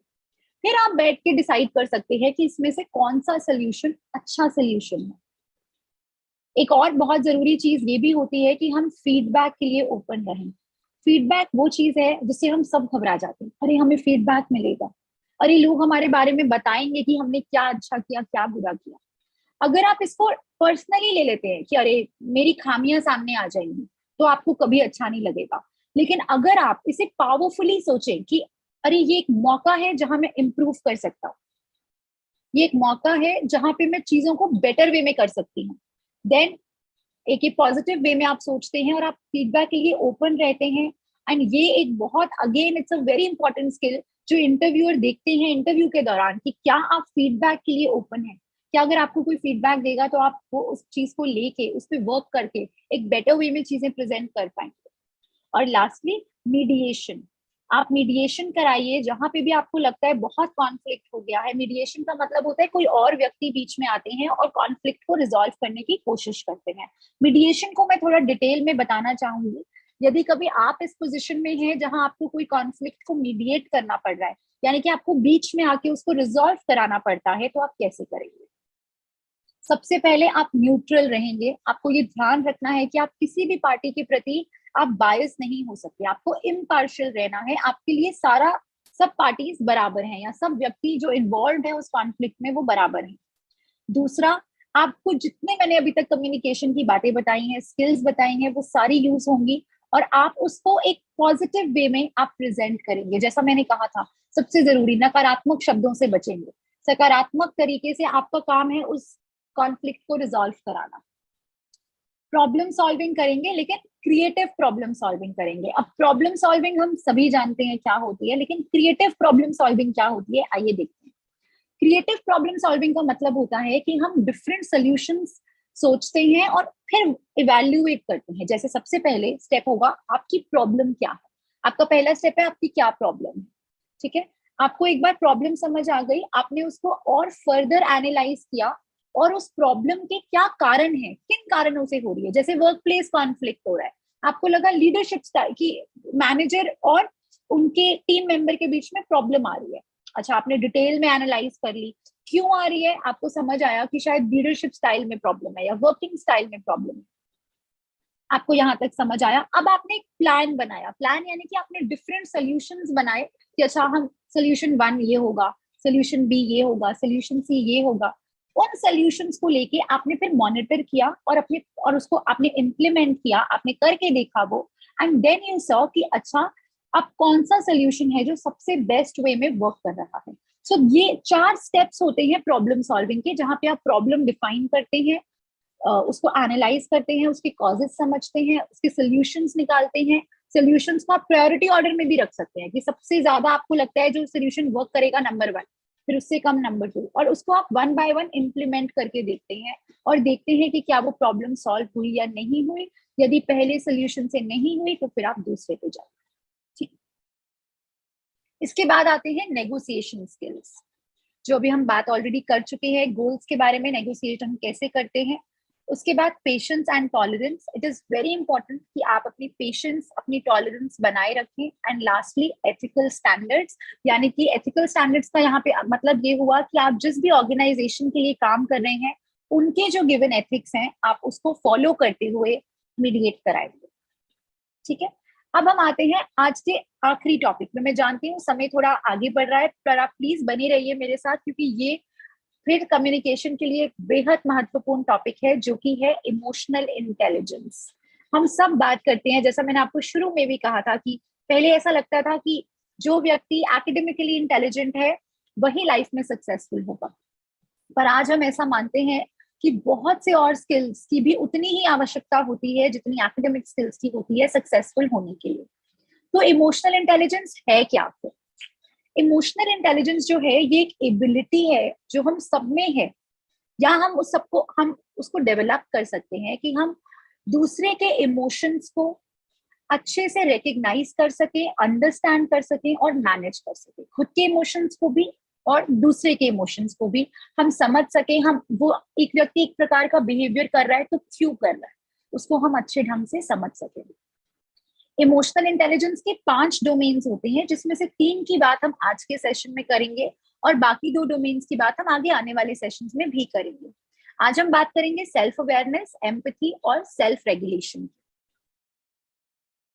अब आप जानते हैं इमोशनल इंटेलिजेंस का कॉन्सेप्ट एक साइकोलॉजिस्ट, अमेरिकन साइकोलॉजिस्ट ने दिया था जिनका नाम था डैनियल गोलमैन।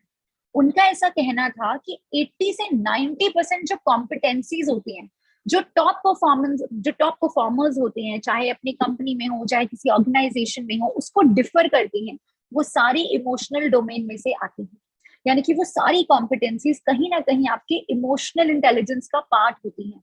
इसीलिए बहुत इंपॉर्टेंट है, चाहे आप कम्युनिकेशन की बात करें, चाहे आप कॉन्फ्लिक्ट रेजोल्यूशन की बात करें, आपको इमोशनली इंटेलिजेंट होना किसी भी फील्ड में, यहाँ तक कि पर्सनल लाइफ में भी आपका इमोशनली इंटेलिजेंट होना बहुत महत्वपूर्ण रहता है।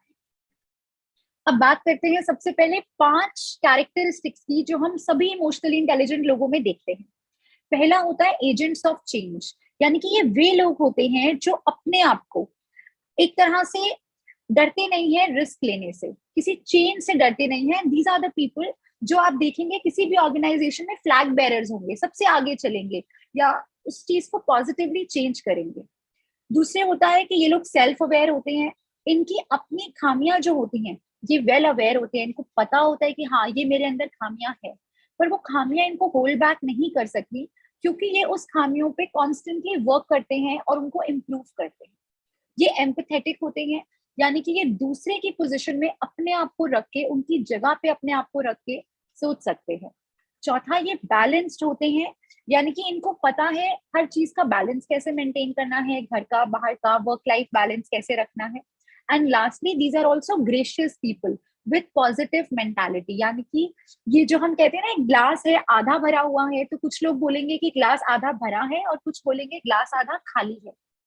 ये वो व्यक्ति होते हैं जिनके लिए ग्लास हमेशा आधा भरा हुआ होता है, ये उसका खाली पार्ट पे फोकस ना करके पॉजिटिव साइड पे फोकस करते हैं।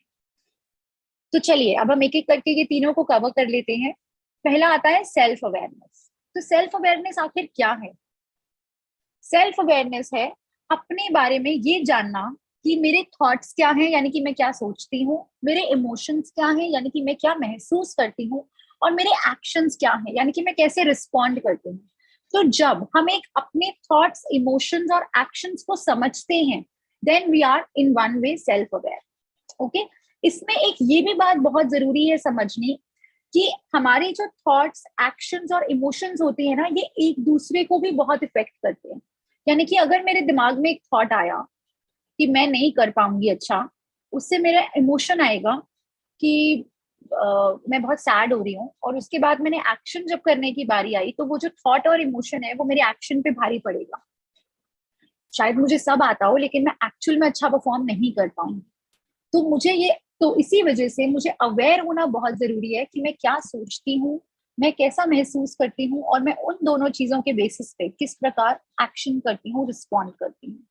सेल्फ अवेयरनेस का मतलब अपने अपने स्ट्रेंथ्स को, अपने ट्रेट्स को जानना भी होता है। मेरे स्ट्रेंथ क्या है, क्या ऐसी वैल्यूज हैं जिनके लिए मैं खड़ी होती हूँ, मेरी कोर वैल्यूज, यानी कि तो हो सकता है मेरी कोर वैल्यू हो ऑथेंटिसिटी, कि मैं चाहती हूँ कि मैं जो हूँ मैं सामने वही दर्शाऊं, और मैं जो हूँ मैं उसको इम्प्रूव करती चली जाऊं। सो उस बात की अवेयरनेस होना भी जरूरी है। और अंत में एक और अवेयरनेस कि लोग मुझे कैसे परसीव करते हैं। लोग कैसे, तो हो सकता है मुझे लगे मैं बहुत अच्छी हूँ, पर लोगों को वैसा नहीं लग रहा। तो ये चीज की अवेयरनेस होनी कि लोग मुझे कैसे, अभी कैसे परसीव करते हैं, और मैं क्या चाहती हूँ कि वो मुझे किस प्रकार परसीव करे। ये भी एक इम्पॉर्टेंट एलिमेंट होता है सेल्फ अवेयरनेस का। अब कुछ स्ट्रैटेजीज कि आप अपनी सेल्फ अवेयरनेस को कैसे डेवलप कर सकते हैं। आप जानते हैं बच्चों, गुड न्यूज क्या है? अगर आपको आज लग भी रहा हो सेशन के दौरान कि पता नहीं मुझ में ये है भी कि नहीं जो मैम बता रही है, आप सभी इसको डेवलप कर सकते हो। जब मैंने अपनी शुरुआत की थी तो शायद मेरे में भी ये सब उतना ना हो, और मैं ये भी कहना चाहूंगी कि मैं आज भी कुछ ट्रेड्स ऐसे हैं जिनको अपने अंदर और अच्छे से लाना चाह रही हूँ। इट्स अ जर्नी, तो इसको वैसे ही देखिएगा। ये स्ट्रैटेजीज आपको काम आएंगी, आपको बताएंगे कि आप किन चीजों पे वर्क कर सकते हैं अपनी सेल्फ अवेयरनेस बढ़ाने के लिए। अपनी स्ट्रेंथ्स और वीकनेस को आइडेंटिफाई कीजिए, आप लिखिए अपने पास। मैं हमेशा लिखती थी, मुझे अभी भी ध्यान है, एक डायरी होती थी मेरे पास जिसमें मैं लिखती थी कि मेरी स्ट्रेंथ्स क्या हैं और मेरी वीकनेसेस क्या हैं। फिर मैं वीकनेस पे काम करती थी, एक वीकनेस पिक करती थी। अच्छा, मेरी वीकनेस है that I am a little shy, अगर मतलब मैं एग्जांपल ले रही हूँ, तो फिर मैं उस पर काम करती थी कि अच्छा मैं अपनी शाइनेस को थोड़ा कम कैसे कर सकती हूँ, मैं और खुल के लोगों के बीच कैसे जाऊं। मैं उसके पे कुछ प्लान बनाती थी कि मैं, अच्छा मैं आज 2 नए लोगों से बात करूंगी, या मैं ऐसा कुछ करूंगी। तो फिर मैं उस पर वर्क करती थी। तो आप भी बच्चों इस प्रकार की एक प्रोग्रेस डायरी, डेवलपमेंट डायरी अपने लिए बनाइए, और उसमें ये सब बातें लिखिए। तो अपनी स्ट्रेंथ्स को आइडेंटिफाई कीजिए, उनको स्ट्रॉन्ग कीजिए, और अपनी वीकनेसेस पे काम कीजिए। सेल्फ रिफ्लेक्ट कीजिए, यानी कि जैसा आप करते हैं, जब आपने एक एक्शन ले लिया, उसके बाद उसके बारे में सोचिए जरूर कि अच्छा इस एक्शन से क्या मतलब निकला, मैंने क्या सीखा या क्या हुआ। उसके बाद अपने इमोशनल ट्रिगर्स आइडेंटिफाई करना। इमोशनल ट्रिगर का मतलब होता है कि कोई चीज जो आपको, आपके अंदर एक नेगेटिव इमोशन ले आती है। आपके साथ ऐसा हुआ, आपको तुरंत गुस्सा आ गया, आपके साथ ऐसा हुआ, आप तुरंत सैड हो गए। वो होता है हमारा ट्रिगर, जो हमारे अंदर एक इमोशनल स्टेट को, एक इंटेंस इमोशन को एकदम से जागरूक कर देता है। तो अपने ट्रिगर्स आइडेंटिफाई कीजिए, ये पहला स्टेप है। जब आपने अपने ट्रिगर्स आइडेंटिफाई करे, तो आप अपने आप को स्ट्रैटेजीज बना सकते हैं कि अच्छा अगर कोई मुझसे ऊंची आवाज में बात करता है, फॉर एग्जाम्पल, तो मुझे गुस्सा आ जाता है। आपने आइडेंटिफाई किया, अब आप स्ट्रैटेजीज बना सकते हैं कि अच्छा अगर किसी ने मुझसे ऊंची आवाज में बात की, तो एक स्ट्रैटेजी हो सकती है कि मैं इग्नोर करूं। दूसरी स्ट्रैटेजी हो सकती है, अगर वो कंटिन्यू हो रहा है, तो वो हो सकती है कि मैं वहां से उठ के चला जाऊं, बट मैं रिएक्ट ना करूं। तो ये आप तभी कर पाएंगे जब आपको अपने ट्रिगर्स पता होंगे। उसके बाद आप अपने पैटर्न्स, जो मैं कह रही थी अभी, आप अपने पैटर्न्स रिकग्नाइज कीजिए और उसके बेसिस पे आप स्ट्रैटेजीज बनाइए, जो मैंने अभी उदाहरण दिया। उसके बाद अपनी सेल्फ टॉक को मॉनिटर कीजिए। आप जानते हैं हम सभी अपने अंदर कॉन्स्टेंटली एक आवाज आती है, हम अपने आप से बात करते हैं, वो हमारी इनर वॉइस जो होती है। आपकी कोशिश होनी चाहिए कि आपकी जो इनर वॉइस है वो पॉजिटिव हो, क्योंकि यदि आपकी इनर वॉइस नेगेटिव है तो वो आपके थॉट्स को नेगेटिवली इम्पैक्ट करेगी और आपके एक्शंस भी नेगेटिव होंगे। तो आप ये ध्यान रखिए कि जो आपकी इनर वॉइस है वो आपको आपके बारे में पॉजिटिव बोले। So don't think like I am a loser, I am a failure, मुझसे नहीं हो पाएगा। अपने आप को बोलिए मैं कर सकती हूँ, मुश्किल है मैं कर लूंगी, मैं कोशिश करूंगी, मैं हार नहीं मानूंगी। पॉजिटिव बोलिए आप अपने आप से।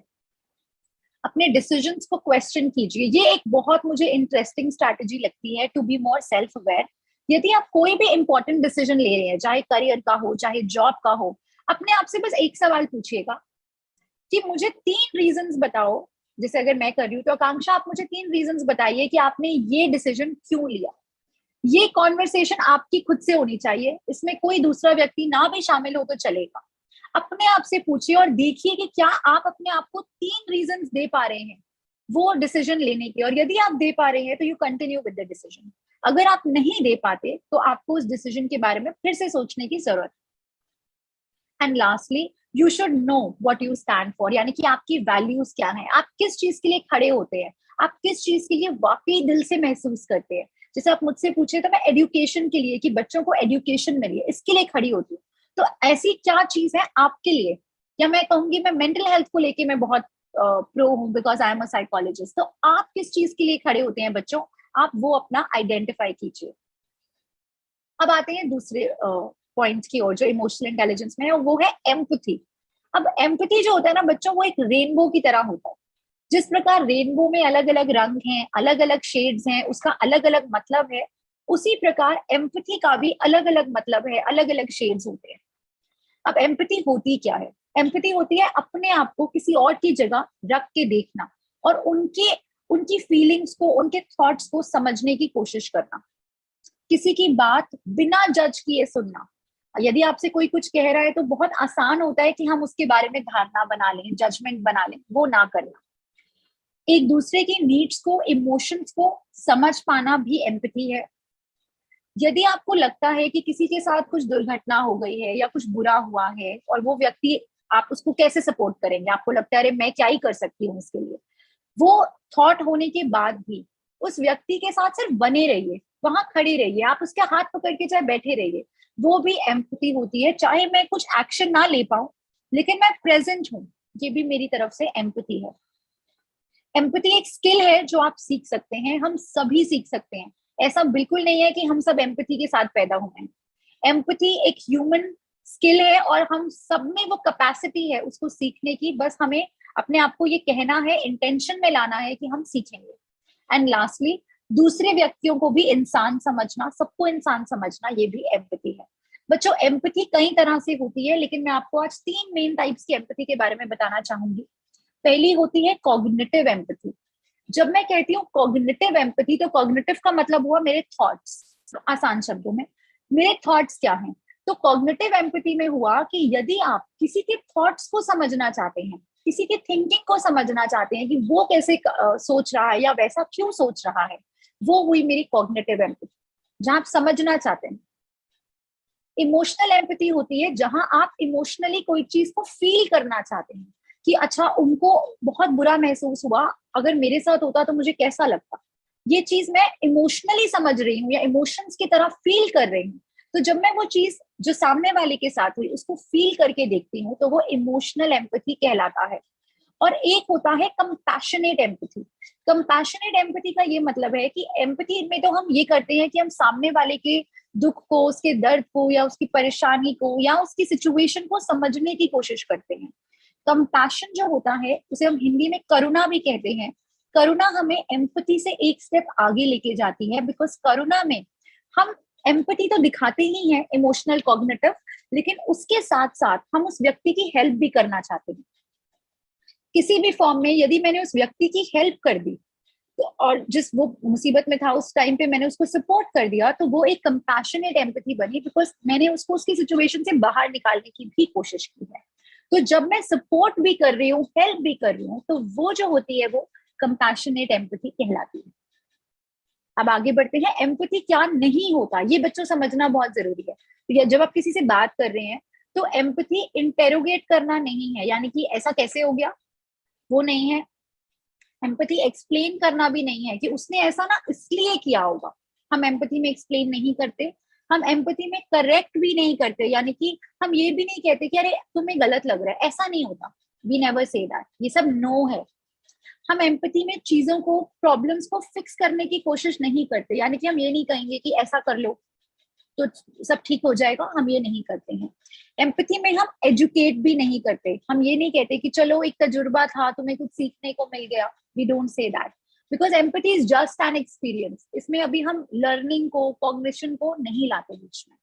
उसके बाद एडवाइस, हम एम्पैथी में एडवाइस नहीं करते कि मुझे लगता है तुम ऐसा करोगे ना तो ठीक हो जाएगा, सो डोंट एडवाइस। हम कंसोल भी नहीं करते, यानी कि हम ऐसे भी नहीं कहते कि अरे तुम्हारी गलती थोड़ी थी, we don't do that also. और हम अग्रीमेंट भी नहीं करते कि आई अग्री विद यू या आई डोंट अग्री। अब आप बोलोगे मैम अगर ये सब नहीं करते तो फिर बचेगा क्या? तो एम्पैथी में आपकी प्रेजेंस बचेगी, आपका एक नॉन जजमेंट, आप बिना जजमेंट के किसी की बात सुनते हैं, समझते हैं, वो बचता है। That is empathy. अब आप अपनी एम्पैथी ओपन एंडेड क्वेश्चंस पूछेंगे, डीप जाएंगे कॉन्वर्सेशन में, तो आपकी एम्पैथी बढ़ेगी, क्योंकि आप सामने वाले को समझेंगे। कोई भी नया स्किल सीखेंगे, किसी नए कल्चर की लैंग्वेज सीखेंगे, तो आपकी एम्पैथी बढ़ेगी। अपने आप को, अपने बाइसेस को, कि हमें लगते हैं हमारे अंदर ऐसे, पता है बहुत से बाइसेस होते हैं दूसरों को लेके, कि ये व्यक्ति ना, ये वाले व्यक्ति ऐसे होते हैं, इस कम्युनिटी के व्यक्ति ऐसे हैं, ऐसे लोग ऐसे हैं। अगर हम अपने आप से सवाल करें कि क्या ये जो मैं सोच रही हूँ वो सही है, तो आपको रियलाइज होगा कि हम सब एक जैसे हैं, कहीं ना कहीं सतह पे आके हम सब इंसान हैं। तो जब आप अपने बाइसेस को आइडेंटिफाई करते हो, तो आप अपनी एम्पैथी को बढ़ाते हैं। ज्यादा से ज्यादा किताबें पढ़िए, डिफरेंट कंट्रीज के बारे में, डिफरेंट चीजों के बारे में, आप डिफरेंट डिफरेंट लोगों के बारे में जितना पढ़ेंगे, डिफरेंट ऑथर्स को पढ़ेंगे, उनका पर्सपेक्टिव आपको मालूम पड़ेगा, आपकी एम्पैथी नेचुरली बूस्ट होगी। फीडबैक लीजिए दूसरों से, उनसे पूछिए कि उन्हें क्या लगता है आपके बारे में, चीजों के बारे में। और जब वो एक नया फीडबैक में, ये नहीं है कि सब आपको नेगेटिव बोल रहे हैं, फीडबैक को आप ये देखिए कि आपको एक नया दृष्टिकोण मिलता है, वो दृष्टिकोण आपको हेल्प करता है एम्पैथी को बढ़ाने में। नई जगहों पे जाना, ऑफ कोर्स आपको नए लोगों से मिलते हो, नए कल्चर से इंटरैक्ट करते हो, आपके लिए, आपके मन में एम्पैथी बढ़ती है। और अपने इंस्टिंक्ट्स को ट्रस्ट कीजिए। अगर आपको लगता है कि यहाँ आपको इस इंसान की मदद करनी चाहिए, इसके साथ होना चाहिए, तो प्लीज होइए, because your instincts are never wrong. अब आते हैं आखिरी टॉपिक पे आज के, जो कि है सेल्फ रेगुलेशन। अब ये भी अपने आप में एक बड़ा इंटरेस्टिंग टॉपिक है, बिकॉज जब हम रेगुलेशन की बात करते हैं तो हम ये कहते हैं कि हम अपने इमोशंस को, अपने बिहेवियर को समझे, सेल्फ अवेयरनेस में समझ लिया, दूसरों के को समझे, एम्पैथी में समझ लिया, पर आज हम यहाँ, अब हम कह रहे हैं कि इसको मैनेज कीजिए, इसको कंट्रोल कीजिए।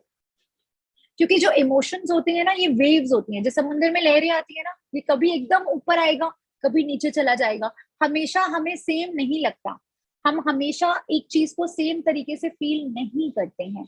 तो हम सेल्फ रेगुलेशन में अपने इमोशंस और बिहेवियर को सिचुएशंस के अकॉर्डिंग कैसे मैनेज और कंट्रोल करें, और दूसरों के भी इमोशंस और बिहेवियर को कैसे थोड़ा मैनेज कर सकें, उसके बारे में सीखते हैं। इसमें हम अपने थॉट्स, इम्पल्सेस और कभी कभी अपनी इंस्टिंक्चुअल ड्राइव्स को कैसे कंट्रोल करें, यानी कि हमें कभी एकदम से इम्पल्स में अच्छा चलो ऐसे कर लेते हैं, चाहे नहीं करना चाहिए, हम जानते हैं वो चीज गलत है, तो उसको हम कैसे मैनेज करें वो सीखते हैं। तो पहले देखते हैं कि सेल्फ रेगुलेशन में क्या थोड़ी बहुत हम चीजें याद रख सकते हैं यदि हम कोई टफ सिचुएशन में हैं, पर्सनली, प्रोफेशनली, ये आपको दोनों में काम आएगा।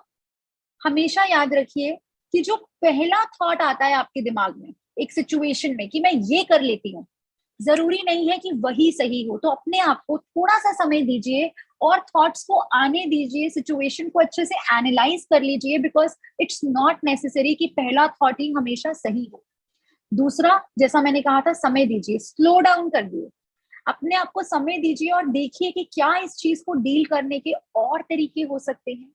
और उसके बाद ध्यान से चुने जो आपको लगे कि सबसे बेस्ट तरीका है।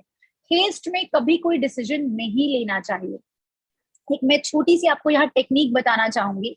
यदि आप कोई डिसीजन लेना चाहते हैं और आपको नहीं पता कि क्या आप इमोशनल होके ले रहे हैं, क्या ये वाकई ही सही है, ठीक है, तो आप उसको लिख लीजिए कि आपका प्रॉब्लम क्या है, आपने क्या डिसीजन लिया और आपने क्यों डिसीजन लिया। उसको फोल्ड कीजिए, अपने तकिए के नीचे रखिए और सो जाइए। कहते हैं ना, sleep on it. You can literally sleep on it. अगले दिन सुबह उठिए, उस कागज को खोलिए और पढ़िए। अगर आप अभी भी उस बात से सहमत हैं तो आप आगे बढ़िए और वो कीजिए। लेकिन अगर आप अगले दिन आपके मन में सुबह डाउट आ गया है, तो मतलब ये है कि आपको उस बात को और बारीकी से समझने की और एनालाइज करने की जरूरत है। अब आगे बढ़ते हैं, लास्ट में स्ट्रैटेजीज क्या होती हैं सेल्फ रेगुलेशन की। सो जब भी आप अपने आप को रेगुलेट करें, आप ये देखेंगे कि आप अपने आप को उस सिचुएशन में रेगुलेट कर रहे हैं जहां ऑलरेडी आपके इमोशंस जो हैं वो बहुत इंटेंस हो चुके हैं।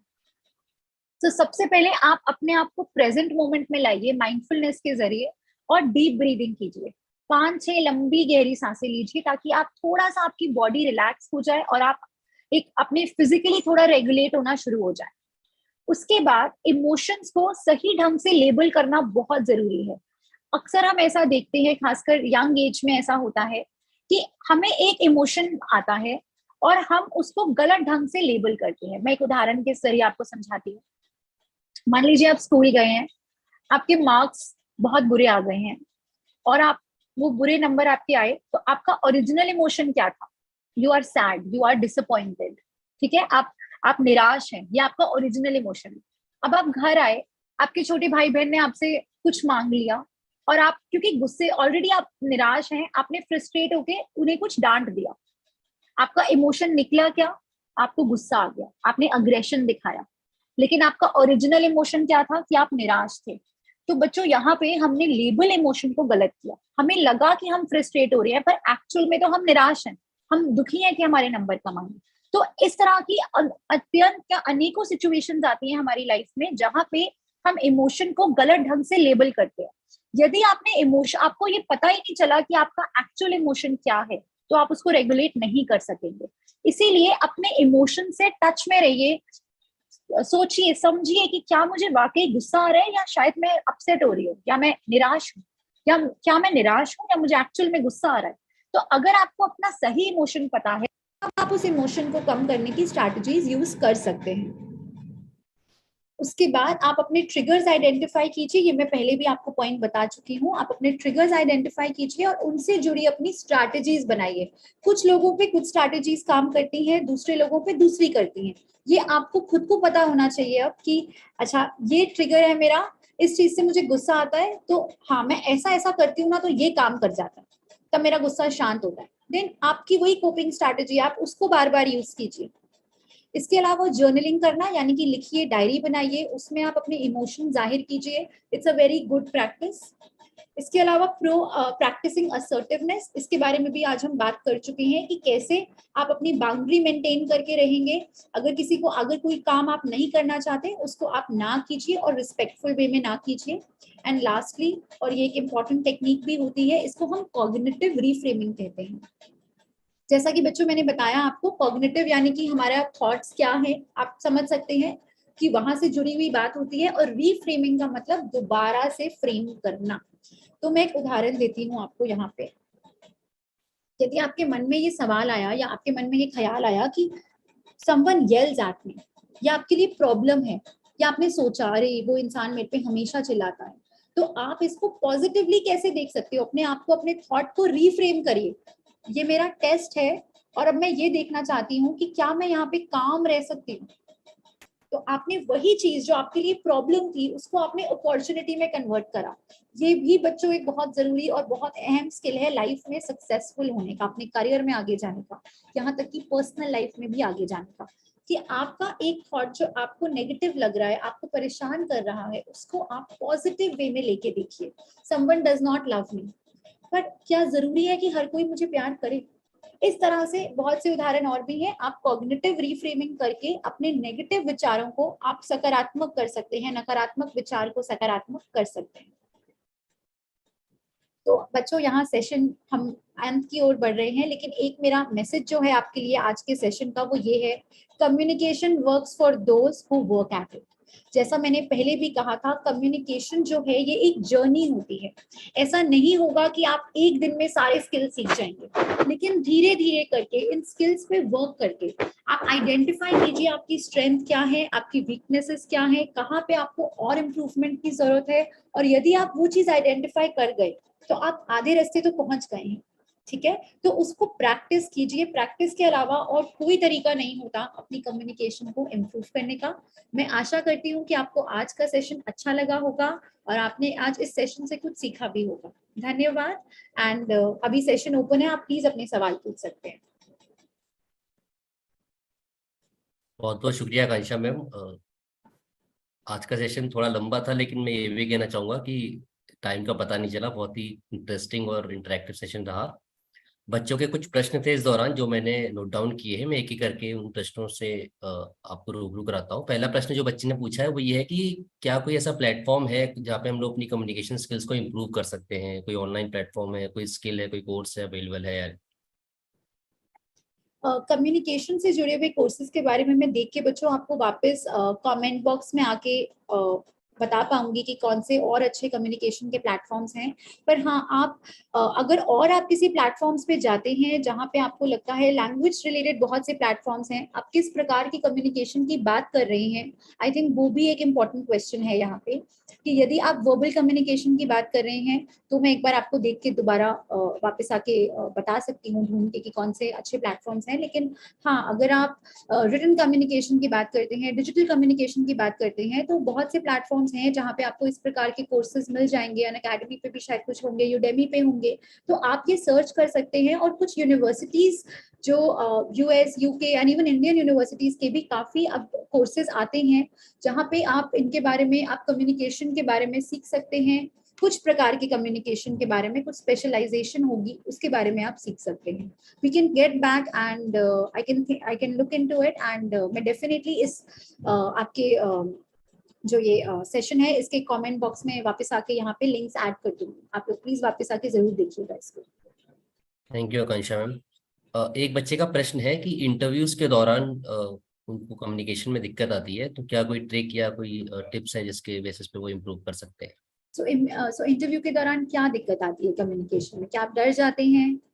उनका कहना यह है कि वो जो कुछ कहना चाह रहे हैं वो वहां पे बोल नहीं पाते, लेकिन बाद में जब वो सोचते हैं तो वो उसको बहुत क्लियरली और बहुत कॉन्फिडेंस के साथ बोल पाते हैं जी। इसमें अगेन आई थिंक एक दो ट्रिक्स आप ये ट्राई कर सकते हैं। एक हम ट्रिक बोलते हैं मिरर के सामने जब हम अपने प्रैक्टिस करते हैं। इसका एक और ये भी रीजन होता है कई बार कि हमने उस चीज को इनफ प्रैक्टिस नहीं किया होता।